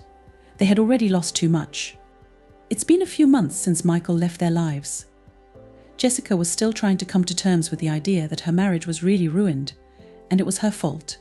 It was getting harder at home. Every little thing reminded her of past mistakes, how she had betrayed Michael's trust and destroyed her family. But the hardest part was the conversation with the children, which she could not finish.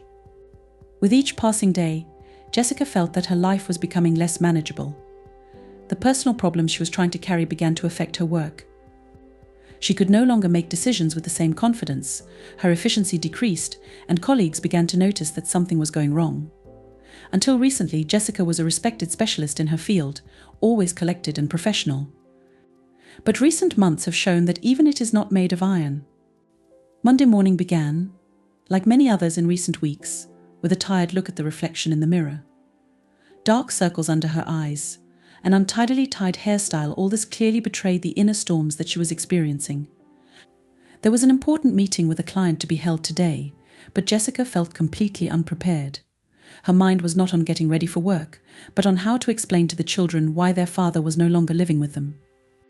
As she approached the office, she met her colleague, Laura, who had been increasingly trying to help her cope with the situation lately. Jess, how are you? You look good today, a little tired. Laura always knew how to choose soft words so as not to offend, but Jessica understood that behind this concern there was concern, and not baseless. In recent months, Jessica has noticed her colleagues looking askance in her direction. Several missed deadlines, missed meetings, and a lack of previous energy, all this could not go unnoticed. I'm fine, Laura. Simply, I didn't get enough sleep.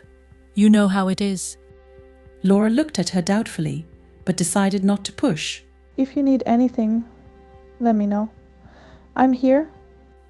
Jessica nodded gratefully and entered the office. But as soon as she was at her desk, she was surrounded by emptiness.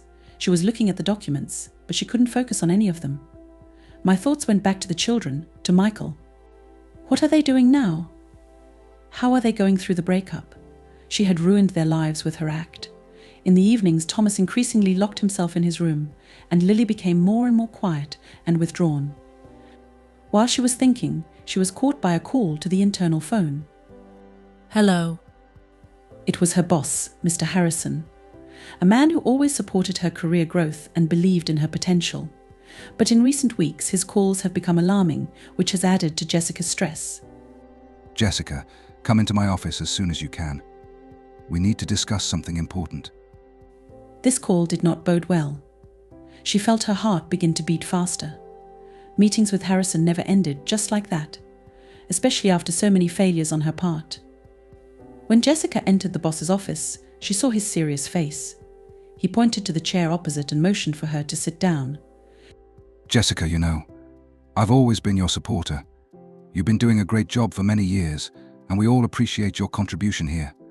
But lately, He paused, trying to find the words. your work has been suffering lately. I see that you are out of shape, and this is reflected in the results. Several customers have already expressed dissatisfaction. What's going on, Jessica? Jessica felt a wave of shame sweep over her. She knew he was right. Her personal life was destroying everything around her, including her career. I know. I'm really sorry, Mr. Harrison. I've been having problems at home lately, and I'm trying to deal with them. Mr. Harrison looked at her carefully. He wasn't the kind of boss who was easily sympathetic, but he wasn't soulless either. He knew that personal problems can undermine even the strongest people. I understand that each of us has difficult times. But, Jessica, you have to understand your job is important. Customers are not waiting. If you can't handle the current workload, we'll have to review your responsibilities. The boss's words hit her like a bolt from the blue. She couldn't afford to lose her job now. It was the only thing that still kept her afloat. Please give me some more time. I'll try to fix it. I promise that I will get back in shape. Mr. Harrison nodded, but there was doubt in his eyes. He had already seen many employees who said similar things but couldn't handle the pressure. However, he was willing to give Jessica another chance. Okay, I'll give you some more time. But if the situation does not improve in a month, we will be forced to reconsider your job responsibilities. I hope you understand that I'm saying this for a reason. You have potential, but now you have to concentrate. Jessica thanked him for his understanding and left the office, feeling heavy at heart. No matter how hard she tried to hold on, her life was rapidly collapsing. Work has always been an island of stability for her, which helped her weather the storm. But now even this island was beginning to sink. On the way home, Jessica couldn't get rid of thoughts about the upcoming conversation with the children. She had been avoiding the subject of her father for the past few weeks, but she knew she couldn't go on like this anymore. The children should have known the truth. They felt that something was wrong, and her silence only increased their anxiety. That evening, after dinner, she called Thomas and Lily into the living room. They sat down on the couch, and Jessica realized that this was one of the most difficult moments in her life. She looked at their innocent faces and tried to find the right words. Kids, I know you've noticed that Dad doesn't live with us anymore. I'm really sorry that I didn't talk to you sooner. Dad and I decided to break up. Lily stared at her with her eyes wide open, and Thomas tensed. His face turned cold and unreadable. Why? Don't you love him anymore? The question hit Jessica hard. She still loved Michael, but her love was poisoned by betrayal. How can I explain this to a child? I made a mistake. A big mistake that Dad couldn't forgive. But I love you both and I will always be there for you. We will remain a family, even if Dad lives separately now. Lily clung to Jessica, sobbing. Thomas, on the other hand, remained motionless, his face expressing pent-up anger.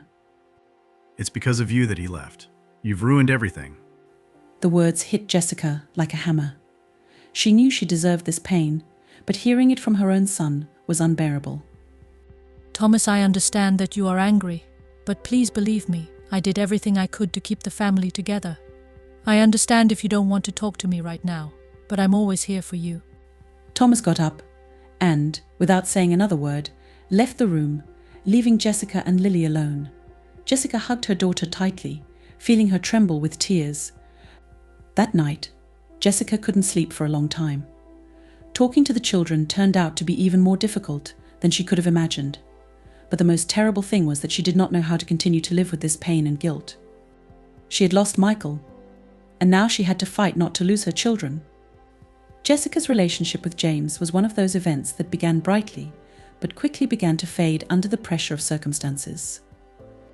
In the first months after their rapprochement, when the romance between them was just unfolding, Jessica believed that James would be the one for her to bring her back to life, fill the void that she felt in her marriage with Michael. He was so different, funny, unpredictable, passionate. She felt alive again in his company. But reality could not remain in the shadow of emotions for long. After her infidelity ruined her marriage, Jessica began to notice that her relationship with James was not as cloudless as she wanted to think. The problems began to manifest themselves gradually, but every day they became more and more obvious. James has always been a man who valued freedom. His career, which was successful and required constant travel, was an important part of his life, and he was not ready to sacrifice it for someone else. At first, Jessica tried to accept it. She understood that she could not demand constant attention from him because their relationship was the beginning of something new, unstable and fragile. However, after her world began to crumble, she began to look for stability in it, which she needed so much. But James wasn't the one who could give it to her. After her marriage finally fell apart and Michael filed for divorce, Jessica intuitively began to notice that James had changed. She increasingly felt coldness and aloofness on his part. At first, she blamed it on his busy schedule and stress at work, but every day it became more and more obvious that something had gone wrong. His calls became less frequent, and their meetings were short and tense. He was going on business trips more and more, and although he had always found time to write to her or call her before, now he found excuses more and more often. At first, Jessica tried to be patient. She believed that James was just overloaded with business, and maybe he needed a little time to sort out his feelings. However, her patience soon began to run out. Jessica began to realize that her own expectations of this relationship were very different from what James was willing to offer. She was looking for comfort and support, and he, on the contrary, tried to avoid any discussion of their future. The more she needed emotional intimacy, the more he pulled away. With each passing day, Jessica sank deeper into her thoughts and fears. She was thinking more and more that her relationship with James might have been just an illusion, a temporary infatuation that had lost its magic. She was aware that she had entered into this affair at a moment of weakness, when her life was full of chaos and pain. James had given her temporary relief, the opportunity to feel needed and desired again, but it wasn't enough to build something solid. Besides, James was feeling guilty. He knew that he was the catalyst for the destruction of Jessica's family, even if her marriage to Michael was already far from perfect. He couldn't ignore the fact that their relationship with Jessica had led to consequences that ruined the lives of not only Jessica and Michael, but also their children. James wasn't ready for this responsibility. He was increasingly asking himself the question, was this affair really the right decision, or had they both made a huge mistake? The more Jessica needed him, the more James felt the pressure. It seemed to him that their relationship had become too complicated, burdened with guilt and expectations that he could not satisfy. Instead of the lightness and passion that they had in the beginning, their relationship became like a heavy burden that he wanted to get rid of. He began to avoid meeting Jessica, inventing reasons not to see her. He was constantly on the move, and when he was in town, he preferred to spend time alone or with friends, avoiding her calls and texts. When they did see each other, he was withdrawn, expressed his feelings less and less often, and conversations became strained. Jessica could feel it, but she couldn't find the strength to ask him directly what was going on. Internally, Jessica struggled with contradictions. On the one hand, she knew she was losing James, but on the other hand, she didn't want to be alone again. She felt weak and vulnerable after destroying her family, and she was afraid of losing James as well. Her days were filled with anxiety and her nights with insomnia, as she replayed all the moments of their relationship in her head, trying to figure out where everything went wrong. Gradually, Jessica began to feel the accumulated fatigue. Her work suffered because of her constant reflections, the atmosphere at home was tense, and the children increasingly saw her sad and upset. Thomas and Lily also felt the changes in their mother. Their father was no longer a part of their daily lives, and it hit them hard, and now Jessica has become detached and depressed. The hardest thing for her was realizing that James might not see their future together. She began to notice how he avoided talking about joint plans. When she tried to discuss the future, he only answered evasively or turned the conversation to another topic. His attitude increasingly reminded her of how, in the last months of their marriage, Michael also avoided serious conversations. It was a sign she couldn't ignore. Over time, Jessica realized that her relationship with James had reached a certain critical point. She could no longer deny the obvious: he was moving away. It hurt, but deep down she knew that both of them were not ready for their relationship to grow into something more. Their romance had been a flash of passion at a time when they were both seeking solace, but now that passion was fading, leaving only emptiness and disappointment in its wake. Every day they spent apart from each other only increased her sense of loneliness. She tried to believe that James would return, that they would be able to establish a relationship, but all her attempts to get closer to him ran into a cold wall. She no longer felt like the kind of woman who could easily enjoy life with him. All that's left is uncertainty and fear of the future. Jessica began to realize that her relationship with James may never have been real. It was only a temporary infatuation that gave her the opportunity to escape from her problems, but now that reality has overtaken them both, they both were not ready to continue this further. James was too free-spirited and independent to take responsibility for her life and children. He wasn't the kind of man she could build a family with. Over time, Jessica began to come to terms with the fact that she might have to be alone again. This realization brought her pain, but also relief at the same time. She understood that her relationship with James would not be able to give her what she so longed for: stability, love and confidence in the future. She made a decision not to put pressure on him, to give him the opportunity to leave if he wanted to. There was already enough pain in her life to add another drama to it. Every day her thoughts about James became more distant. He was her temporary companion, but not someone who could help her through the real trials of life. She realized that her happiness and her future depended only on herself. And even though it wasn't easy to accept, she knew she needed to move on, even if it meant letting James go. After Jessica's passing, Michael could not find inner peace for a long time. His world turned upside down, and it seemed that everything that mattered began to collapse. The divorce, which was inevitable, turned out to be not only a legal process, but also a symbol that his family, which he had once relied on, no longer existed in the form he was used to. At first, he was immersed in a sense of betrayal and loss, which only got deeper every day. But as time went on, Michael gradually began to piece himself together, trying to bring at least some stability back into his life. For Michael, the most difficult thing was not just to cope with the loss of his wife, but to overcome the profound changes that had happened in his soul. He knew that he would never be able to trust anyone again the way he once trusted Jessica. Her betrayal came as a shock to him. Until the very last moment, he tried to find a rational explanation for what had happened, but nothing helped. Internal torments filled his days, and it seemed they would never go away. However, despite this, Michael knew that for the sake of his children he needed to move forward. Thomas and Lily became for him the only thread that connected him to reality and helped him not to drown in his own emotions. He felt a huge responsibility to them and tried to be as present in their lives as possible, despite the divorce. Every meeting with the children was like a ray of light in his dark reality. But in truth, even the children couldn't fill the void left by the breakup with Jessica. Over time, work became his only salvation. Michael plunged into business with his head, hoping that a busy schedule would help him take his mind off the pain. Daily meetings, projects, and responsibility to the team were all a way to escape from your own feelings. He began to spend more time in the office, often stayed late, and preferred to spend weekends at work instead of thinking about what he had lost. It was at this time that she appeared in his life, Caroline. She was his colleague, with whom Michael rarely crossed paths over the years. They worked in the same department, but until recently their communication was limited exclusively to business matters. Caroline was not the kind of person Michael could imagine himself in a relationship with. She was the exact opposite of Jessica: quiet, level-headed, immersed in her work, and seemed to be interested in nothing but her projects. But gradually their working contacts began to move beyond formal discussions. Michael began to notice that Caroline was always ready to support him, listen to him, or just help with any tasks. Her calmness and self-confidence turned out to be what Michael lacked so much. She didn't try to impose or interfere in his personal life, but every time they talked, Michael felt that her presence had a strange calming effect on him.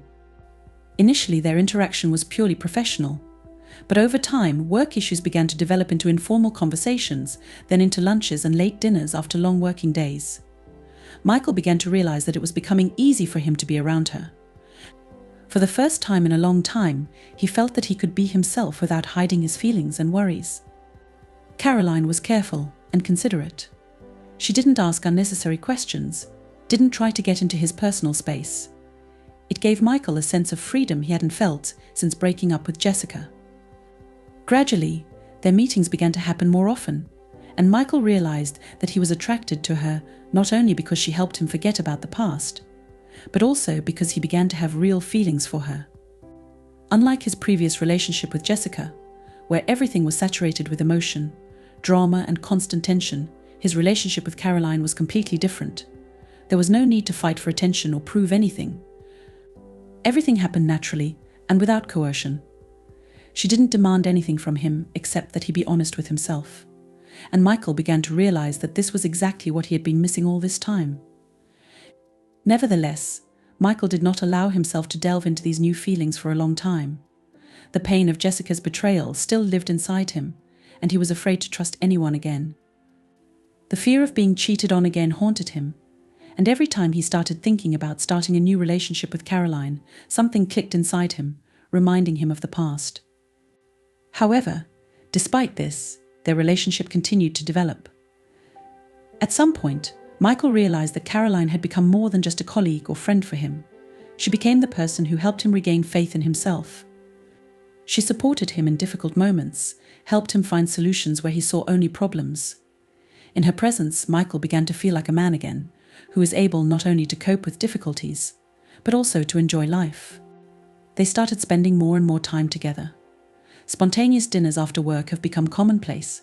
Gradually, these meetings became less formal, and Michael realized that their conversations were moving beyond business discussions and personal problems. Caroline was an attentive listener, but she also knew how to share her thoughts and views on life, which often coincided with his own. It was amazing for Michael, because they were so different that he could never have imagined that something more would arise between them. Nevertheless, Michael did not rush things. He was careful not to make the same mistakes. He realized that when entering into a new relationship, you need to be honest with yourself and your partner. He could no longer afford the naivety with which he approached his relationship with Jessica. Now he was ready for the fact that life could bring new challenges, and that he needed to be prepared for them. One day, after spending an evening with Caroline talking about life, he realized that he was ready. "I'm ready to put the past behind me and start over with a clean slate." It wasn't a decision made in a moment, but a slow and conscious realization that he couldn't live in the past forever. Yes, his marriage to Jessica was an important part of his life, but it's over and it's time to move on. Caroline was the person who helped him believe in the possibility of happiness again. She wasn't Jessica. She wasn't trying to replace her or play the same role in his life. She was completely different, calm, balanced, confident in herself and her decisions. And it was her independence, her inner strength, that attracted Michael the most. Gradually, their relationship moved to a new level. Michael was aware that these feelings he had for Caroline were more than just gratitude for the support in difficult moments. These were real feelings that he hadn't felt in a long time. But despite this, there were still fears inside him. The fear of being betrayed again, the fear that he might make a mistake in a person, as happened with Jessica. However, every day he spent with Caroline convinced him that she was different. She demanded nothing from him but honesty and sincerity, and that was what Michael appreciated the most. However, Michael still hesitating to take the first step. He was afraid that if he allowed himself to fall in love again, he would lose everything he had just started to rebuild again. But one day he realized that life was too short to be afraid. He has already lost a lot, and now it's time to find himself again. Michael knew that this new phase of life would not be easy. His children were not yet ready to accept a new woman in his life, and he understood that he would have to face their resistance. But despite that, he was willing to try. He knew that he could no longer live in the shadow of the past. He needed to move forward, and Caroline was the person he wanted to take that step with. For a long time, Jessica could not come to terms with the consequences of her action. What at first seemed to her a flash of passion, a moment of weakness that could have been left in the past, led to the destruction of her family. She lost not only her husband, but also her inner self-confidence. Every day it became harder for her to accept the reality that her family life would not return to its former course. At first, Jessica was just trying to get through the pain. She hoped that time would be able to heal her wounds, and life would somehow get better by itself. But alas, the situation was only getting worse every day. Her children, who at first tried to accept divorce as inevitable, began to distance themselves from her more and more. Thomas, the eldest son, became increasingly withdrawn and sullen, avoiding contact with his mother. Lily, although she was more gentle by nature, also began to show signs of anxiety and isolation. Jessica felt that she was losing not only her husband, but also her children, and this was unbearable for her. The job that had previously served as her salvation from family problems was now also becoming an unbearable burden. Jessica couldn't handle the tasks the way she used to. Her attention wandered more and more often, and colleagues began to notice her constant distraction.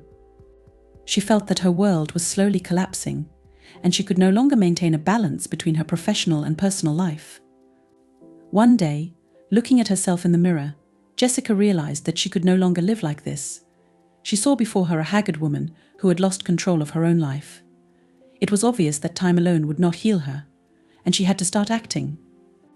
Jessica decided that she needed to try to rebuild her family, despite all the destruction she had caused. Her first thought was to seek professional help. Therapy had always seemed unnecessary to her, but now she realized that she couldn't cope without it. She began attending one-on-one sessions with a psychologist who helped her sort out her feelings and understand the reasons for her behavior. For the first time in a long time, Jessica began to realize that her cheating was the result of accumulated problems in her relationship with Michael, problems that they had ignored for many years. The realization was painful, but liberating. She began to see her mistakes, not only in the moment of betrayal, but also in the way she behaved in marriage before that. With each therapy session, Jessica became more and more aware that her desire to rebuild her family was not only related to guilt. She really loved Michael and wanted to try to restore their relationship to regain his trust. But it wasn't easy to do it. Jessica knew that she had destroyed not only his trust, but the very foundation of their marriage, and now she had to prove to him that she was capable of changing. The first step towards this was to reconnect with the children. Jessica began spending more time with Thomas and Lily, trying to regain their trust and intimacy.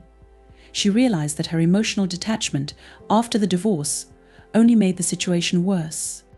The children needed a mother who would be a support for them, but instead they saw a woman immersed in her problems and guilt. Jessica started with simple things: communicate more with children, listen to them, and be interested in their feelings. She organized joint trips to the park, dinners and family evenings, trying to create new, positive memories. Gradually, her efforts began to bear fruit. Lily, who was more receptive to emotional support, began to open up, talk about her experiences and feelings. Thomas, on the other hand, remained more closed and distrustful, but even he began to show signs of softening over time. Despite the success with the children, the relationship with Michael remained strained. He was no longer the man with whom she had once shared all her thoughts and dreams.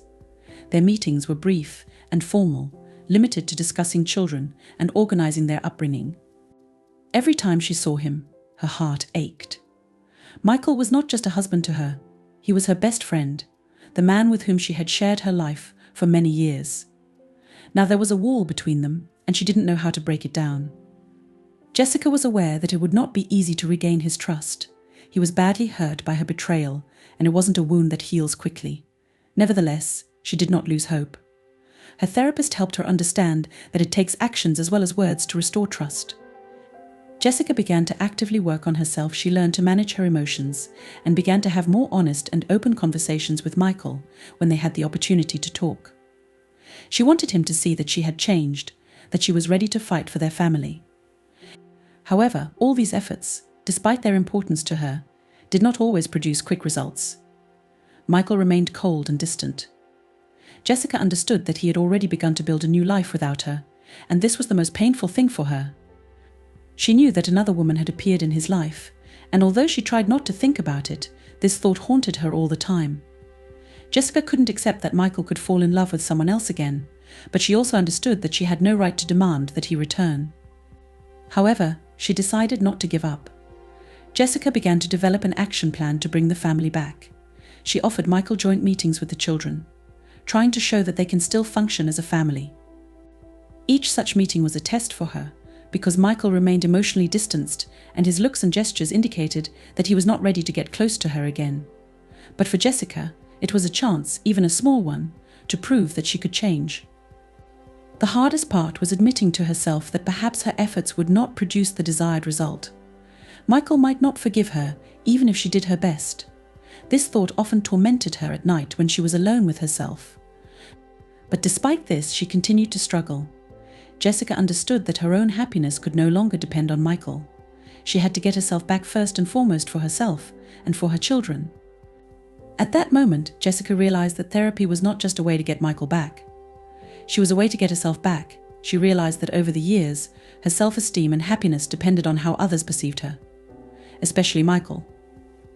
But now she realized that her inner balance depends only on herself.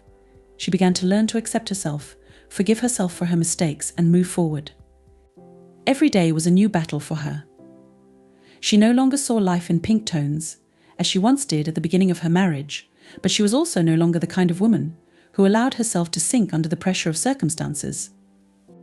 Now she had a goal, not just to bring her family back, but also to find herself in this new world where everything she knew had collapsed. Over time, her relationship with her children began to improve. Thomas, although still introverted, began spending more time with her. Lily began to trust her with her secrets and worries again. These small successes gave Jessica the strength to move on. She knew that her children needed her, and she was ready to keep fighting for them. Michael remained a mystery. Jessica didn't know if he would ever be able to trust her again. But now she was ready to accept any outcome. She realized that sometimes love is not only a struggle for another person, but also the ability to let him go if it is necessary for his happiness. This is the moment that Michael and Jessica have been dreading for a long time, the moment when they need to make a final decision. Their entire history has led to this point: pain, betrayal, attempts to fix the past, memories of who they were and what became of them. They had a choice: either to sever all ties completely, or try again, risking repeating old mistakes. For Michael, this choice was especially painful. He understood that his whole life had changed. Jessica had once been everything to him: love, support, the mother of his children. But betrayal ruined everything. And even after months of trying to put his life back together, when there was a chance for a new relationship with Caroline, Jessica's shadow still hung over him. It was hard to accept that the person he shared his life with could betray him, but it was even harder to realize that maybe he still hadn't let her go to the end. Michael knew Caroline was different. Her calmness, maturity, tenderness, all this was what helped him survive after the divorce. She did not demand immediate decision-making from him, did not press him, did not accuse him of still not being free from the past. But he knew that sooner or later he would have to make a choice: continue the relationship with her, or take a chance and try to rebuild a family with Jessica. On the other hand, Jessica also faced a difficult decision. Her therapy has helped her understand a lot about herself. She was no longer the woman who cheated on Michael, trying to fill an inner void. She's changed. Every day she spent alone, every hour she tried to reconnect with her children, taught her a lot. She began to see the world in a different way. She now understood that her actions had ruined their marriage, and although she sincerely regretted what had happened, she realized that she could not change the past. All she had left was the future, and the question was what that future would be. Despite her determination and self-improvement, Jessica couldn't help but have doubts. She wanted Michael back to rebuild her family, but what if that wasn't possible? What if he could never trust her again? Was she ready to live with it? Her children began to get closer to her again, but that was only part of the picture. Would it be better for them if they lived together as a family again? Or should she let Michael move on and build a new life with another woman? Michael had been trying to avoid talking to Jessica about the future for a long time. He delayed this moment by hiding behind caring for the children, immersing himself in work, or finding solace in communicating with Caroline. But all this time, his soul was torn apart by contradictions. On the one hand, he was grateful to Caroline for her patience and support. She was the one who helped him find balance during a period when his life was in chaos. But on the other hand, Jessica remained a part of his past that he couldn't just erase. He knew that she had changed, saw her efforts to regain trust and restore relations with her children. She had come a long way, and Michael knew it. However, was it enough? Could he really trust her again? All of Jessica's attempts to win him back seemed sincere, but the fear of repeated betrayal lived deep inside him. He couldn't just forget what it felt like to be cheated and betrayed. His mind and heart were arguing with each other. Reason said that people did not change, that Jessica had betrayed once and could betray again. But his heart still held memories of the woman he had once loved, the woman with whom he had built a family and whom he might still love. Caroline, despite her self-control, also understood that their relationship was at a crossroads. She could see that Michael was still not completely free of the past. He was with her physically, but emotionally not always. She never pressed him, knowing that it would take time, but her patience could not be endless. Caroline didn't want to become the kind of woman who waits for her partner to make a final decision. She knew that she deserved more a man who would be with her completely, without a shadow of the past. Every time Michael was left alone with his thoughts, the question arose in front of him, is it worth giving Jessica another chance?